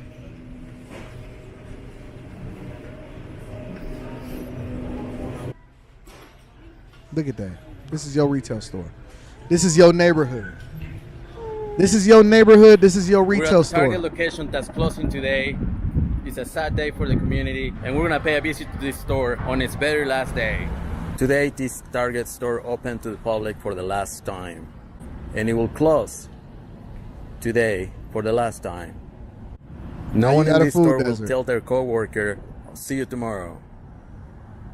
It's going to be more like, "Nice working with you for all these years." Facts. Earlier last month, Target announced they're closing 9 stores look. across the U.S. You see your future? Shawn is going to be sitting up there with the CEOs and the COOs, and they're going to be at the next UAW conference. And you over here looking at YouTube videos talking about van life and trying to figure out how cheap a bike can be. You're not even trying to buy a bike. You're trying to figure out how you can steal one out of Target and Walmart. Now you can't go to Target no more because you got a food desert over in your city. Due to crime. But some are up to 3,000 miles away. Look at this. On the East Coast. And look at some San here Francisco. On the West Coast. Here in the Bay Area, they're closing 3 stores. One in Pittsburgh, one in Oakland, and this one here in San Francisco. Today we're going to visit the San Francisco store to see what's left on the shelf, if there's anything left. And right around the corner, literally, you can look right down the street in this tent city. Hey, y'all got y'all tents ready yet? I'm just trying to warn you before there's a revolt. I don't want there to be a revolt, right? Y'all already downgraded y'all homes. Don't worry, I'm going to fill that need. I'm fixing that. I'm filling that need. I am building more housing. I decided to become a full-time developer. I got 2 jobs right now. Actually, I got 3 jobs. I got like 4 jobs, but neither here nor there because I'm a bag chaser. Shout out to the Patreon members. Link is in the description as well as pinned to the top of the chat. But one of my main jobs is economic development of both your mind, your finances, and then real estate development as far as homes, because I realize that it's going to be a need.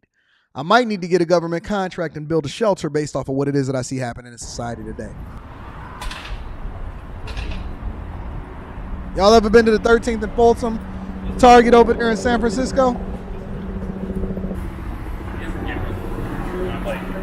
This is the inside of a Target. As you can see, all the shelves are empty now. No more merch. This section is even closed off.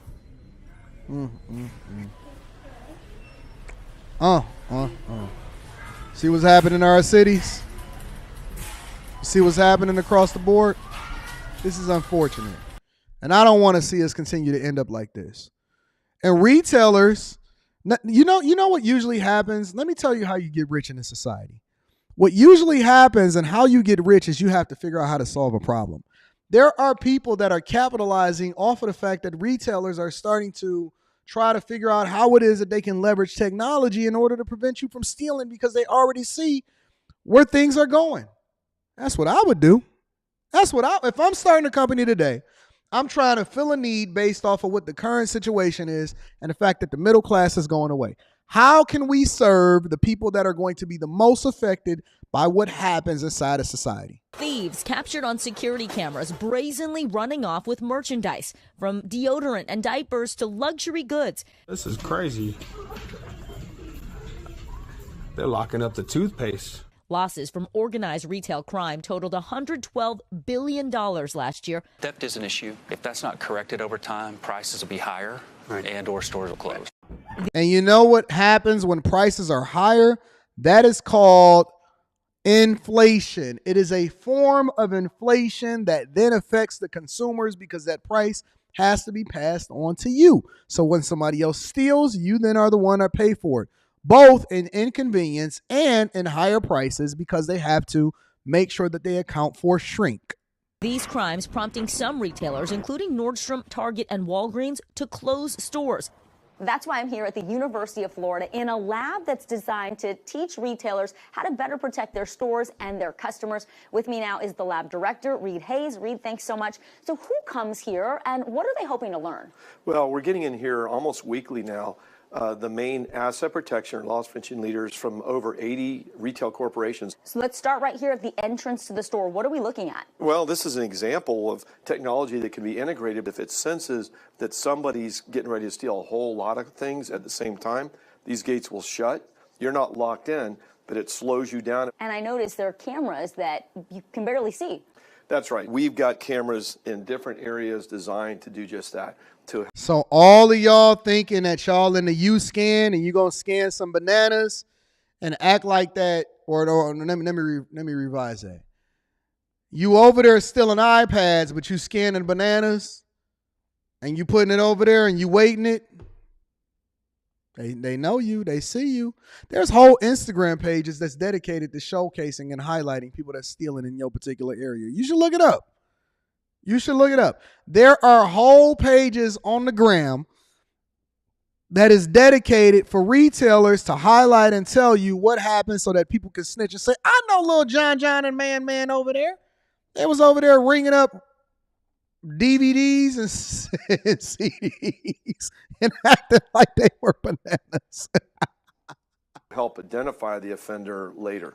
The goal of these security measures is to make it more difficult to steal, increase the chances of catching the thieves, and cut down on the number of items they can get away with. What does this device do? Well, this is different. This is a device for very high loss items where you can't just take it. What you can do is use a device, call for customer service. Right.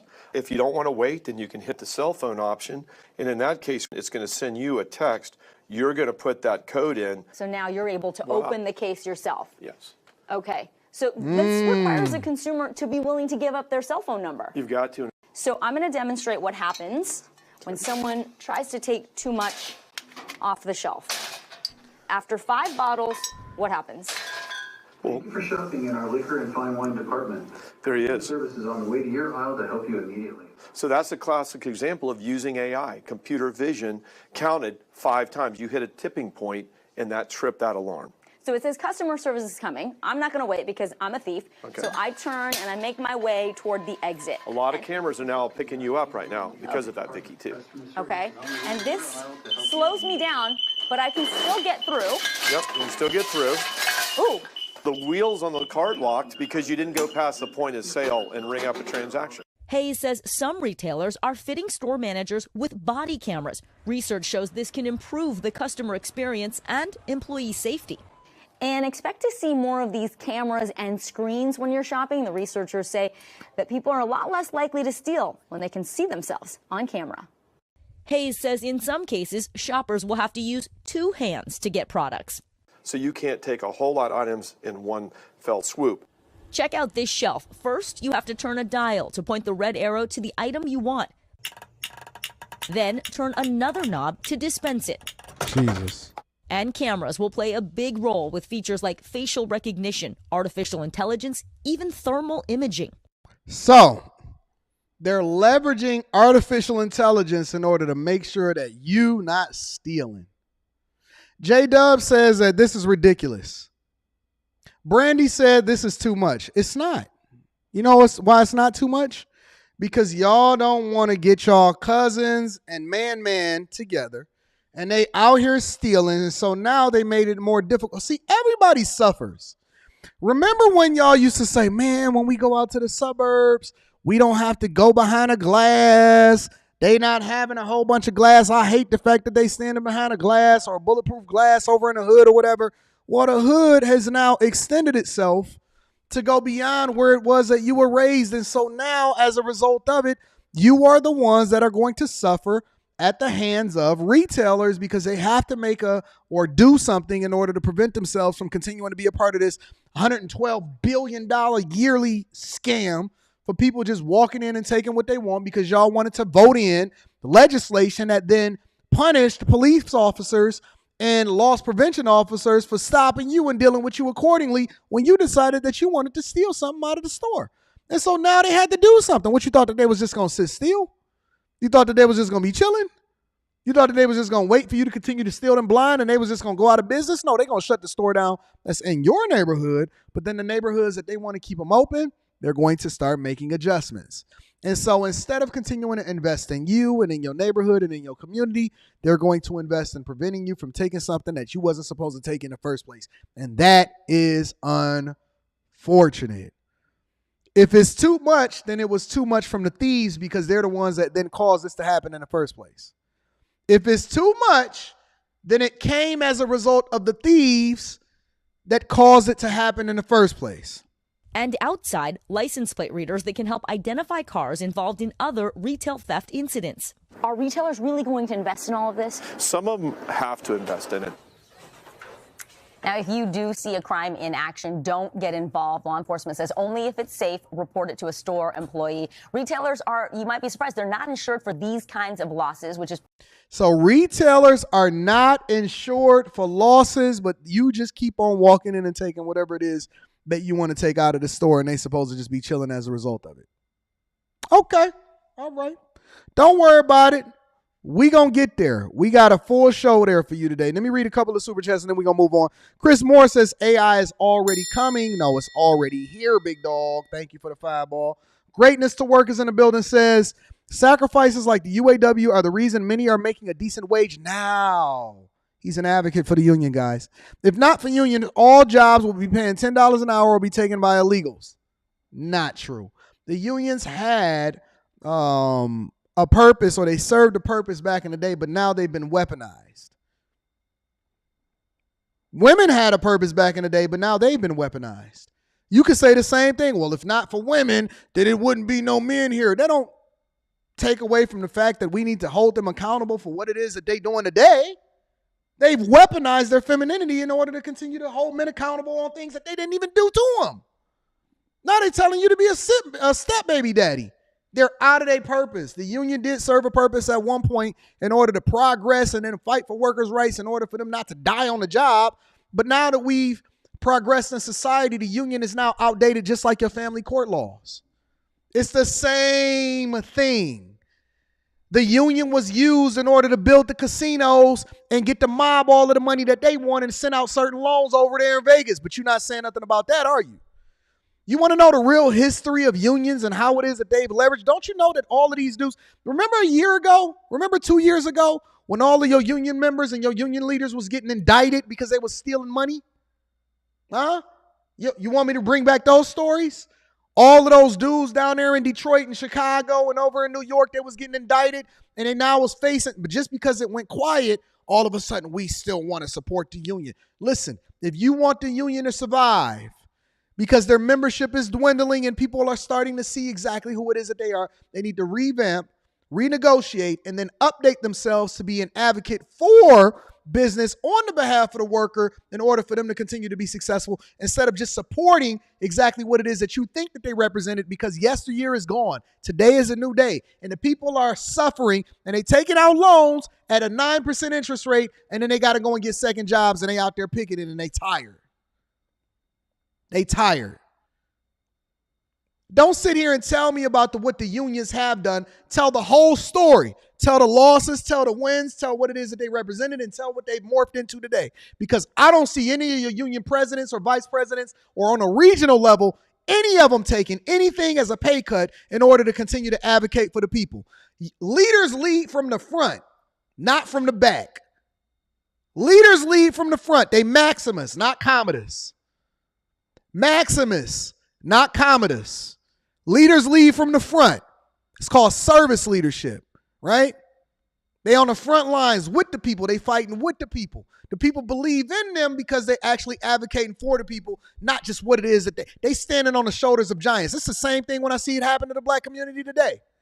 People keep referencing Martin Luther King and Malcolm X and all of the leaders of yesteryear when you literally are stealing from the people in order to make sure that they add value into your pockets, and you want to go and do a tour pretending like you doing something for the people when you really just finessing. You finessing. Keep on talking about how black you are. How many people you put to work in? Are you even taking care of your own family? They died for something in order for you to be something, but then you want to sit here and stand on the shoulders of giants and act like you blackity black just because of the color of your skin and not necessarily because of the merits of what it is that you stand for. Tell me what you really represent then. Tell me who you are. Listen, I have no respect. Zero of the people that stand on the shoulders of giants continue to get paid and talking about that they in the mire with them. Just hold on. Just hold on. We going home. Going home to van life. And then you're going to be over there in Philadelphia sleeping in your car with you and your kids, and there ain't going to be nobody to be able to save you. Guess what? Where does solidarity go then? When they repossess your car and they take you and they go and get your crib, how come the union is not sitting here advocating for and forcing people to invest and continue to grow themselves so that they no longer are a part of the union? Any real leader don't even want you to continue to be in that same spot. As a leader, I would like for you to outgrow me. As a leader, I would like for you to be better than me. As a leader, if you still in the same spot that you was last year, still being a part of the membership and not necessarily becoming something that somebody can lean on that you can add value into, that's not real growth. That's not leadership. Even from a very, very simple perspective as far as your parents. A parent is supposed to want their children to do better. That's what leadership is. You're building the building blocks and you add value into them and you teaching them so that they come after you when they're much better than you. You're supposed to make the pathway easier, not more difficult. If y'all still advocating for and still striking on the same principles that you was the last 30, 40, 50 years ago, then that's not really a union. That's a dying organization. That's why y'all membership is dwindling so much. You want to know why more black people than ever before are switching over to Republican? Because we were originally Republicans in the first place, but they leveraged these talking points in order to continue to market to you something that wasn't best for you. So they kept you in the mire so that you could continue to stay tethered to the thing that wasn't best for you in order for them to fatten their pockets. You think these leaders are actually there in order to make sure that you're doing well? Well, I guess that would be the same thing as the leaders that's going on in politics because they supposed to be public servants, right? Then how come they not serving you? How come everything that they do is against you and not for you and they continue to tether you to the very thing that's not best for you? Listen. The thing that they should be advocating for is not 32-hour work weeks. The things that they should be advocating for is tuition reimbursement.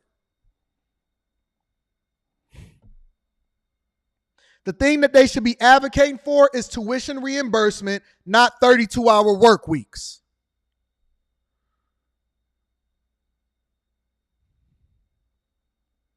How come they not educating y'all?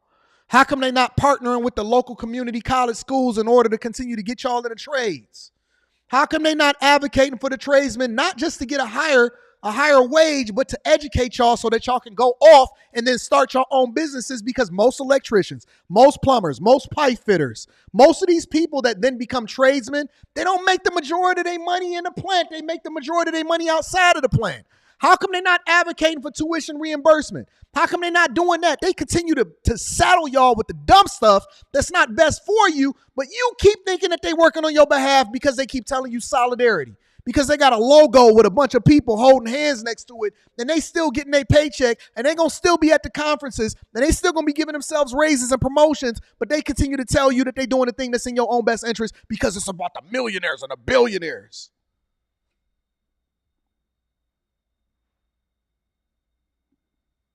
The union. The union. I wonder if you didn't pay your union dues, if they didn't automatically tie your union dues coming out of your paycheck in order to be directly tied to going into their coffers, would they still work for you as hard as they did? The only reason that they continuing to do this is because they're now trying to leverage this as a marketing point, and y'all are the fools. The members in the UAW is the guinea pigs, because they're using this as a marketing tactic to then continue to try to unionize other places that's non-union. And they say we're going to fight for the best wage for the people in order to market it to the other companies and the other shops that's non-unionized, that's happy, but that's non-unionized because they can't get enough people to get hired in the companies that they now represent. And so in order to try to grow their ranks, they're going to try to convince other people. And y'all are the ones that's the marketing tool. You the tool. You the fool. You the fool. You the pawn. You the fool. You the one that's going to suffer. You going to get your car repossessed. Your kids ain't going to be able to have no Christmas. You taking out 9% loans at a credit union that's then making you verify and making you look stupid in front of the membership, the other credit unions, and you ain't even a part of this credit union. So you got to go up there and look like a fool, go out there and beg for food, ask them to try to get you back to work. You the pawn, and they're using you as a marketing tool to go and unionize other shops, and you don't even realize it. See, you think that I'm the bad guy, but I'm just going to tell you the absolute truth. I'm going to tell you the thing that's the best for you. I'm not going to tell you the thing that's going to hurt you. You can disagree with me, but the one thing you can't disagree with is the truth. And the reason that I know it is because I've seen it. I've been a part of it. See, I'm not talking from a capitalistic perspective. I'm talking about it from a personal perspective, and that I've seen it from both sides. I've been on both sides of the fence. My first job was literally at the place where they popularized the assembly line. I worked at the Rouge. I was local 600. I've seen it on both sides. I know how they marketing to you. I know why they do the same runoffs and the same election processes as they do it for the politicians. I know that it's a popularity contest.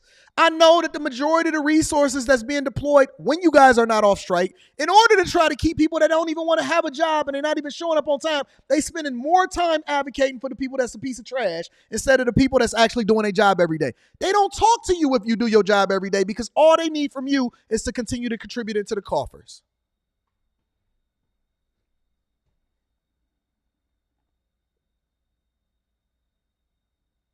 And you steadily falling for it. You fell for it the same way that your daddy fell for it, the same way that his daddy fell for it, and the same way that his daddy fell for it. You fell for it. It was hundreds of thousands of jobs up in Flint. Now there's less than 80,000 jobs up in Flint. When you gonna realize that it's almost over? It's almost over. Everything is different. You have now become a modern day slave, and you don't even realize it because you think that you're free because they continue to market it to you as the American dream, and you have been sold out. You have been sold out for $1. It's not even worth the paper that it's printed on. At some point, you got to wake up. At some point, you're going to have to realize that you're the one that's being finessed.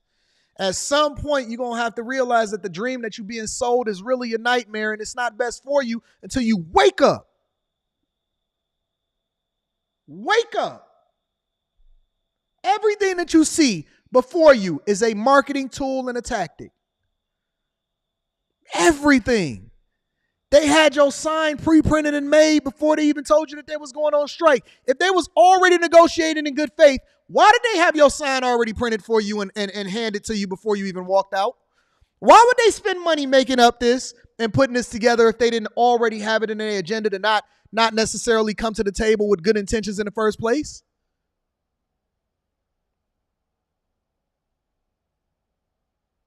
You don't see the play?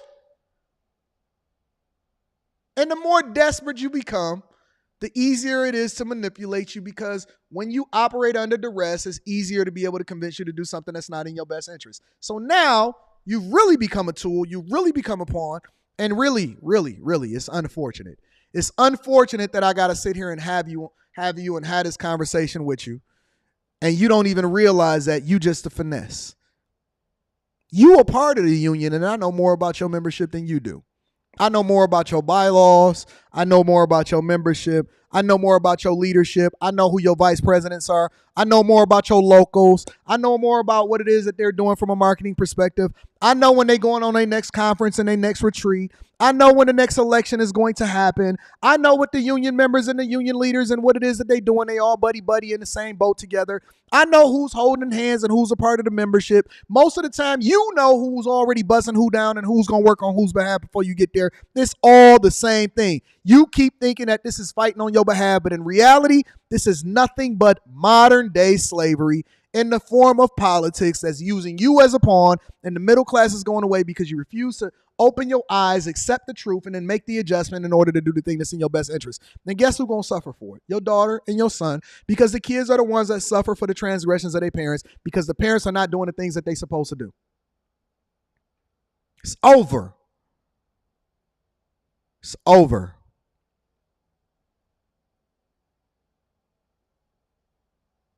And you to play. Everybody know it but you. Leadership know it. The union know it. Ford know it. Chrysler know it. GM know it. I know it. Shareholders know it. The chairman know it. The board knows it. Everybody looking at you and we laughing, and you sitting up there with your sign talking about, yeah, solidarity. We all know you to play. And ain't nobody going to get less rich because you sitting there protesting. You just going to get more poor.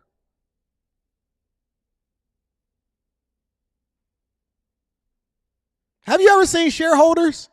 Have you ever seen the board members? Have you ever seen a hostile takeover? Have you ever seen do you think that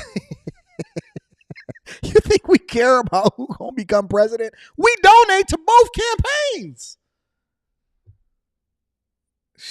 Let me read these super chats. We got something else that we got to cover. Make sure you tap into the Patreon. Link is in the description as well as pinned to the top of the chat. Thank you, Greatness to Work. I'm sorry. You inspired a little rant from me. Sometimes I don't know what I'm going to say, but I'm going to say it. You inspired this. Sacrifices like the UAW are the reason that many are making a decent wage now. If not for unions, all jobs will pay $10 an hour or be taken by illegals. Okay. All right. We'll see what happens. Young Gladiator says, do you see van life and full-time fifth wheels equal? Yo, van life is coming for everybody. It's coming for everybody. And they're raising y'all taxes. Jay Hunter Lee is in the building, says, that's not too much. You have to think like a business owner now. No, they keep telling me that everybody can't own a business. You are the business. Y'all are the business. They look at you as an asset or a liability. That's how they determine whether or not they want to hire you or they want you to be a part of an organization. Man, don't you know these sororities and these fraternities? Let me be quiet. Shout out to Jay Hunter Lee. I appreciate you. My name is Corey is in the building, says, agreed, Anton, is weaponized to the point where guys own daughters telling them to lower their voice in their own house. Greatness to Work says, Without the union, all jobs will be like Walmart. I agree. Some unions need to be updated, but many actually fight for the worker. I'm a vetted 15-year union member. I will always stand with unions. Well, good job with that. God bless you. I appreciate you. Thank you for contributing into the platform. 187 says, F a union, I stand on my own 10 toes. Shout out to you. I appreciate you, my dog 187. Max Murphy says, the strikes have made my truck an asset. I bought a 2021 Silverado for $42,000 in 2020. Last week, after 30,000 miles, the dealer offered $50,000 for a trade-in. We might have a play here. Shout out to Max Murphy. I appreciate you. Let me share with you guys one more thing. I'll be getting derailed, so be certain stuff that I don't cover. Let me share with you guys one more thing, because I know that you guys are very, very big advocates for thinking that you guys are going to get a big raise and that's going to change your life and inflation and all of this other type of stuff, right? Let me share with you guys one more thing, all right? This is a bunch of people, and you know that occasionally I like to bring some people up to where I want to see what their sentiment is. What are the general people saying inside of society, right? And these are people that want to break down how they feel about what's happening in society, the cost of living, and then more importantly, whether or not the American dream is dead or alive based off of what it is that they got to go through or whether or not they think that they can get ahead. Make sure y'all hit a like for the algorithm, subscribe to the channel, turn on your notifications. If you're not a part of the Patreon, link is in the description as well as pinned to the top of the chat.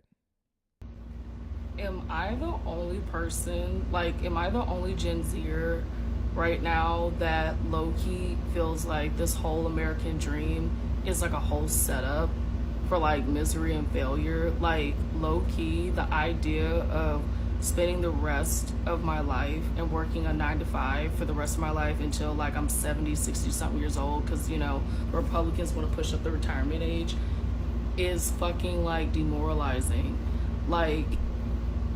It's just not even worth anything. There is no life fulfillment or personal fulfillment. Any person who really wants to live an amazing, life is gonna feel fulfilled by doing a 9-to-5 job. You're just not. And all you're doing is working for the pennies on the dollar that these corporations give you to make them rich. And the thing is this, these people do not see as people. Look at this. The CEO said that the economy needs to, unemployment needs to be at 40-50%. That's worse than the Great Depression. This man had the audacity to go live in public and say that our economy needs to have half of the people have no jobs. There's so many things wrong with this, and this just lets you know they don't see us as people. They just see us as clones that are there to produce them money so they can go do whatever they want, because in their heads, there's this this delusional thought that for some reason you have to be insanely rich so you can enjoy the fruits of the world. And the thing is with Gen Z, you have Scott Galloway, you have all these people talking about, oh, you guys don't want to work, y'all don't want to do anything, and how we just are so unmotivated, we don't care about anything. Well, it's because there's nothing really to care about when you break down the plan. Well, guess what? Guess what, ma'am? Because most of the wounds that people have are self-inflicted. And so what she's not adding in there is a part of the American dream that you guys have adopted and been sold is the fact that you got to have a car note. And you have to have a house that you pay for the next 30 years that you're going to pay for triple by the time that you're getting paid for it. And then you're not really going to own it, because if you don't pay your property taxes, then they can still seize your house, right? And she's not going to say that there is supposed to be a trampoline that you then leverage as far as using the job to get to the point to where you can then invest. But most people, let me tell you what the American dream is. This is what the American dream really is. Most people don't want to hear it because most people don't want to make the sacrifice. But I'm really going to tell you what the American dream is. The American dream is sacrificing long enough to where you can do what you want to do when you want to do it. It's very simple. It's very, very simple.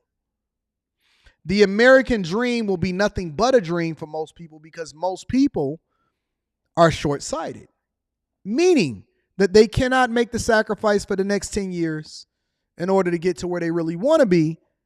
And then as a result, they're the ones that then suffer for the rest of their life because you then become a worker bee for the rest of your life because you'll never, ever truly have enough to where you can then do what you want to do. I'll give you an example, right? We all know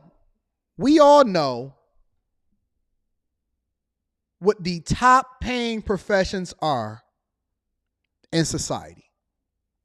It is not a secret. The wealthy and the elite is not hiding it from you. They're not gatekeeping it for you. They're not doing any of that. Why do we always have a shortage on cybersecurity professionals? Not just people that's trying to take a quick boot camp in order to get in the door. I'm talking about people that truly look at it as a profession, do the internship, go through 4 years of college or whatever. Why are neurosurgeons or doctors or physicians or anesthesiologists? We know that an anesthesiologist in most hospitals are the highest paid inside of the hospital. We know this. This is not something that is hidden from us. This is a fact. You can go on Glassdoor. You can go and Google it. You can look at it any way you want to, right? But when you get into college, there's still going to be an overwhelming majority of people that get an underwater basket weaving degree. Now, if you know, statistically speaking, and you have the data and it's a fact, that you can go and study and then put in the work and make the sacrifice and not party in order to get into the profession that you're supposed to get into that will pay you for the rest of your life. Engineering, whatever it is, right? Even become a nurse. We know this. But you still decide to go and do an underwater basket weaving degree. And then you make complaints. Not only that, you take out a bunch of loans that you didn't even need in order to get this degree. And then you graduate, you get your bachelor's degree, and then you even more educated, and you decide to go and get a master's in social work so that you can make $60,000 a year. Why do we do this if we already have the information as to what it is that we should do, but then we hold Republicans and Democrats who we voted in accountable for our decisions when we are old enough to buy a gun, buy cigarettes, and you can buy alcohol, but you're not old enough to make a responsible decision for yourself as to the career path that you want to leverage in order to get to the spaces that you really want to be in. We know this. We know where the shortages are. We know where the jobs are. We know that cloud engineering and technology and nurses and all of this stuff, we know where everything is already, but we refuse, absolutely, positively refuse to do the thing that's in our own best interest. So is the American dream dead? Or are we voluntarily ignorant? Correct. Becoming a doctor is an 8 to 12 year grind. And so when I say stay down long enough in order to get to the results, most people do not have the patience to get to what it is that they would identify as the American dream versus complaining about it because it's much more popular to complain about it and live this pretend middle class lifestyle than it is to do the thing that's in your own best interest. Interesting. Break down this system. The system says you're supposed to work for like 40, 50 years and give your best life to a corporation. Absolutely. Spend a 30-year life working and you have little No. Let's be clear. Not 30 years. We want 50 years.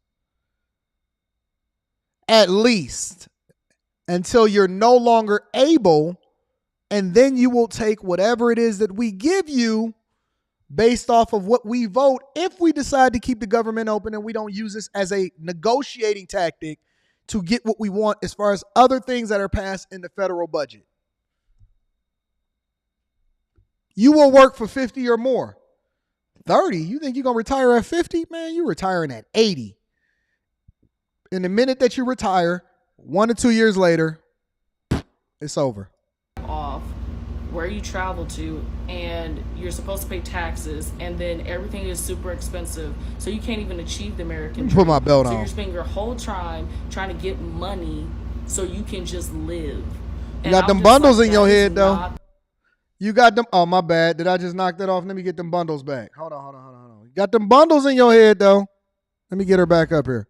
Because in there's this like this delusional thought that like for some reason you have to be insanely rich so you can enjoy the fruits of the world.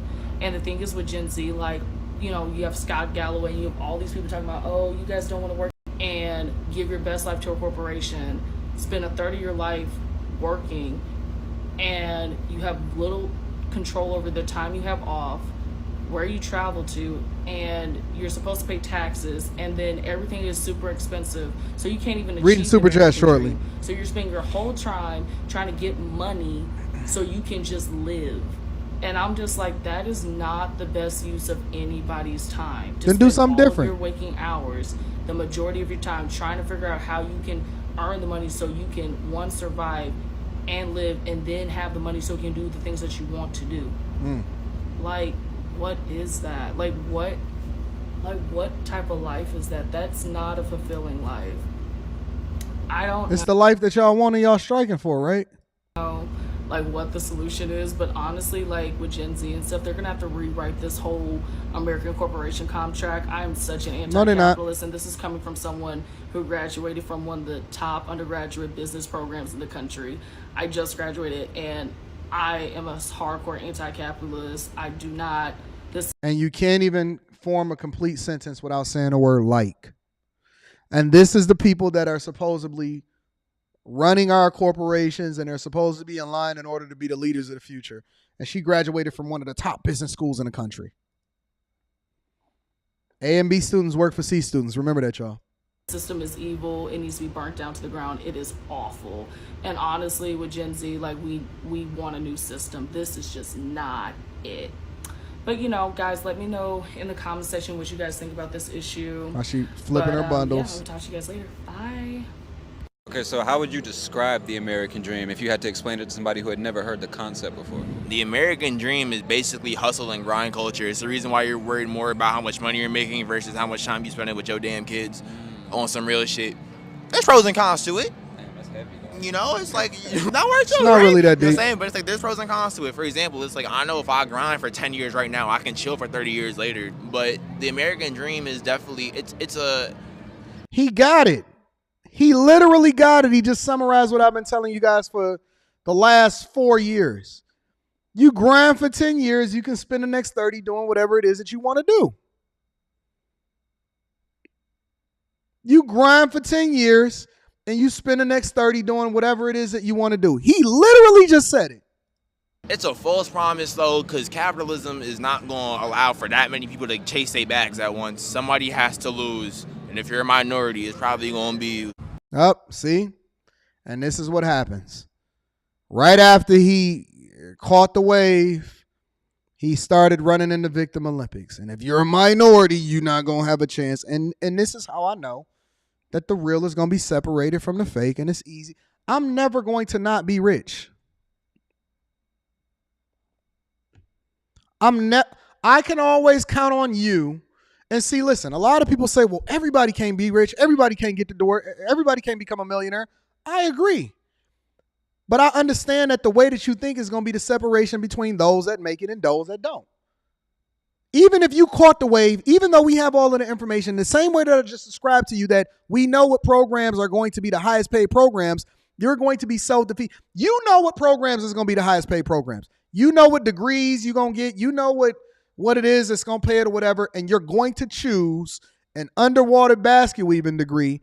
You're going to voluntarily pick the thing that's not best for you, and I'm going to go straight down this path, and we don't have to worry about separation because you're going to separate yourself. It's going to be a self-inflicted wound that separates you from the haves and the have-nots. You hit it. You hit the nail. You had the information, and then you fumbled it by running in the blackety black race. Okay. So I just sat down, made myself a bowl of cereal, and now it's getting soggy because I have this thought in my head. I went on a tangent, and I just have to get it out. So you let your cereal get soggy in order to get on TikTok and have a conversation with us. I'm for it. I'm with it. I turned 35 in April, and I'm hit the wall. I'm fairly positive I had a mini midlife crisis, and here we are about 4 months later, and I'm feeling that same feeling creep back up. I'm tired and I want to retire. Which means she's looking for a come up. She's looking for somebody or something or someone or something. You know what? Y'all know why the lottery is played so much is because everybody live off of hope instead of living off of purpose. That's why the lottery is going to continue to grow to $1 billion. They're going to continue to market it to y'all. Y'all going to throw all of y'all money into it because you're living off of hope and you're not living off of purpose. She's 35, privileged as far as living in this society today, and she's ready to retire. Oh my God, I'm a snowflake.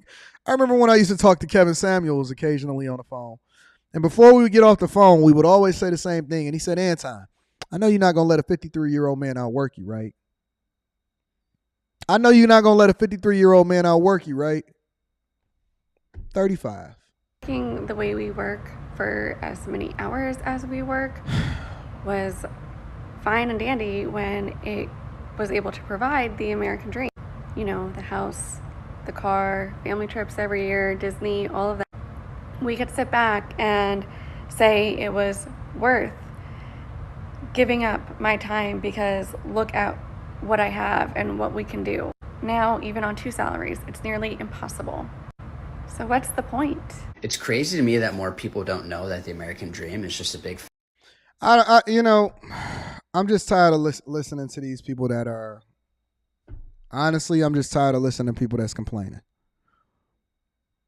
At some point, and I'm going to read the super chat shortly, at some point you guys are going to have to wake up to the idea that everything that you do and your entire fate, especially being born in the United States of America, regardless of what city that you was born in, it's up to you. You are literally in control of whatever it is that you want to do and what your fate is. It's up to you. 99 times out of 100, when I talk to somebody and they sitting there complaining to me about what it is that their lot in life and their fortunes, and we start to deep dive into their lives, we can point back to so many different spots where they fumbled the bag and they made a bad decision. You make a bad decision with who it is that you decide to open up your legs to, but you want forgiveness. You make a bad decision as to whether or not you wanted to go to class, but now you're asking for student loan forgiveness. You make a bad decision of whether or not you want to actually endure through it in order to get to the other side. And then you want to ask millionaires for forgiveness. People that are successful don't ask anything. They just do. They figure it out. They make it work. They make adjustments. They fail forward. They don't let society determine what it is that's going to happen to them. They are the ones that then get in the position to determine what happens to what's going to happen in society. At some point, you have to open up your eyes. You have to realize that you are not your circumstance. You are not the place that you were born from. You are not the family that you were born into. You are not your mother. You are not your father. You have an opportunity to do something that nobody before you did. And it's all going to be based off of you. Do you have the endurance in order to get there? It's not about who run the fastest. It's about who have the endurance. The race isn't given to the swift. It's given to he who endureth to the end. At some point, it's all on you, fam. You can sit here and you can complain about it. You can say the rich is getting richer and all of this stuff. But at the end of the day, nobody cares. It's people dying to get into this country every day, and they're being weaponized. They're going to be put to work. They're getting work visas. They're going to have opportunities. And so they're going to take your position. They're going to get rich. A lot of the businesses and a lot of the wealth that comes over into this country as far as millionaires ultimately are people that come over here. And they were immigrants. Everything you do is a competition. Somebody is always looking to take your spot. They will outwork you. They will take your spot. They will take your inheritance. They will take your home. They will take your spouse. They will take the opportunities that was supposed to be afforded to you, all because you have a lazy mindset, you have a trash work ethic, and you think that somebody owes you instead of girding up and doing the thing that you're supposed to do and earning it. You don't get what it is that you think you deserve. You get what you earn. Flat out. And I don't know who told you that you were supposed to get something just because you. But I'm going to need you to keep on having that mentality, and I'm going to just outwork you, and I'm going to get everything. I want everything. I want the world at my feet, and it will be my footstool, and I'm taking my bag chasers with me. Make sure you tap into the Patreon. Link is in the description as well as pinned to the top of the chat. Let me read a couple of more of these super chats, and then I'm going to get y'all going for the day. Jay Hunter Lee says, 2 men looked out from prison bars. One saw mud, and the other one saw stars. Opportunity ahead of y'all. I see people that get out of prison that wind up being successful. Enforcer 2K9 says, told you, Anton, Gen Z whiny, complaining, and lazy. Not all of them, just the ones that's on TikTok. Tech Coach Ralph, my dog, says they want the money without having to do the work. They want socialism. They want socialism. My dog, Greatness to Work, says the American dream is being taken over by foreigners if not careful. Reason being, foreigners move as a group. Economically, Americans move as an individual. That's not true, but you are more than welcome to debate me on Friday. The Great Way says spend wisely plus save frequently equals the American dream. Nobody wants to make the sacrifice, though. Bag for Bag says, just to let y'all know, the tiny homes with the wheels on it start at $60,000 and ain't cheap no more. Either get with it or get gone. Flat out. Zach is in the building, says, notice only females are complaining. Well, this is what they advocated for. They wanted this freedom. New Era Music says, Anton, do you recommend me go back to finish my process pipe design degree? I would recommend you go to school. Minimize the amount of money that you should spend on a degree. I don't know what school you're going to. I always like to start with community college. If you are being a pipe fitter, pipe design, I don't know what a pipe design degree is. I'm going to have to figure that out.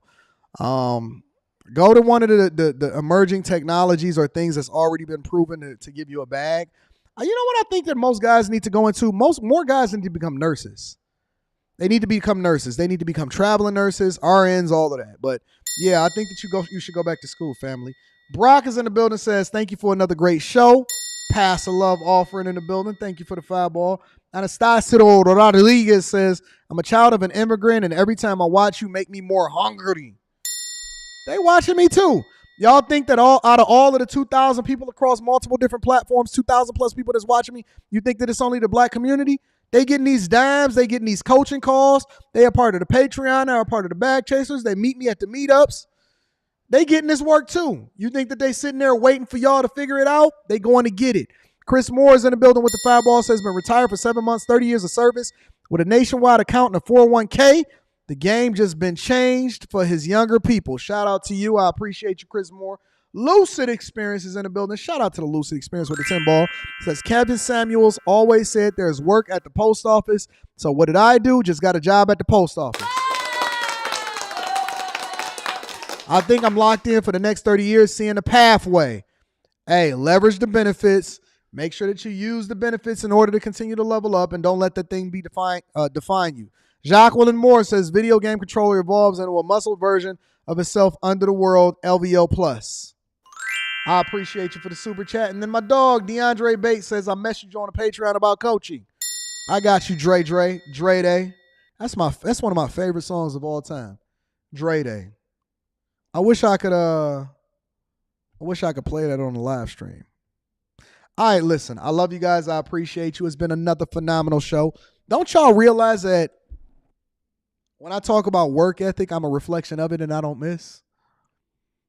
Every single Monday through Friday. Shout out to my girl Q. She was sick yesterday. I said the show goes on. Let's make sure that we put this together. We're going to do a live stream tonight every Wednesday, every Monday through Friday. The one thing that you can count on. If you can't count on your woman, if you can't count on your man, if you can't count on your job, if you can't count on people to come through and help you move, I guarantee you this. One thing is for sure and two things is for certain. As long as we got electricity and power in the United States of America, Anton will be live streaming Monday through Friday. Every single Monday through Friday. Doesn't matter if it's a holiday. Don't matter if it's a day off. I will be here to carry you throughout your day and add value into your life. Make sure you tap into the Patreon. Link is in the description as well as pinned to the top of the chat. I love you. I appreciate you. I need you to do me one more favor before we get up out of here. Make sure you share this with your family and friends.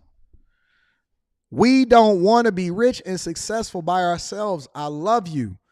I appreciate you. I love you enough to tell you the truth because there is no better morning show, let alone financial show, on the face of this earth.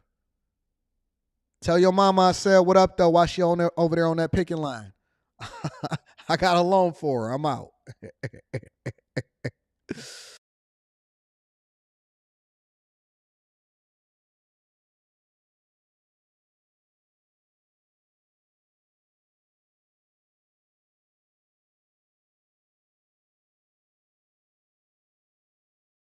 Messy. Taco Tuesday. I'm going to go and get me some chicken tacos for sure.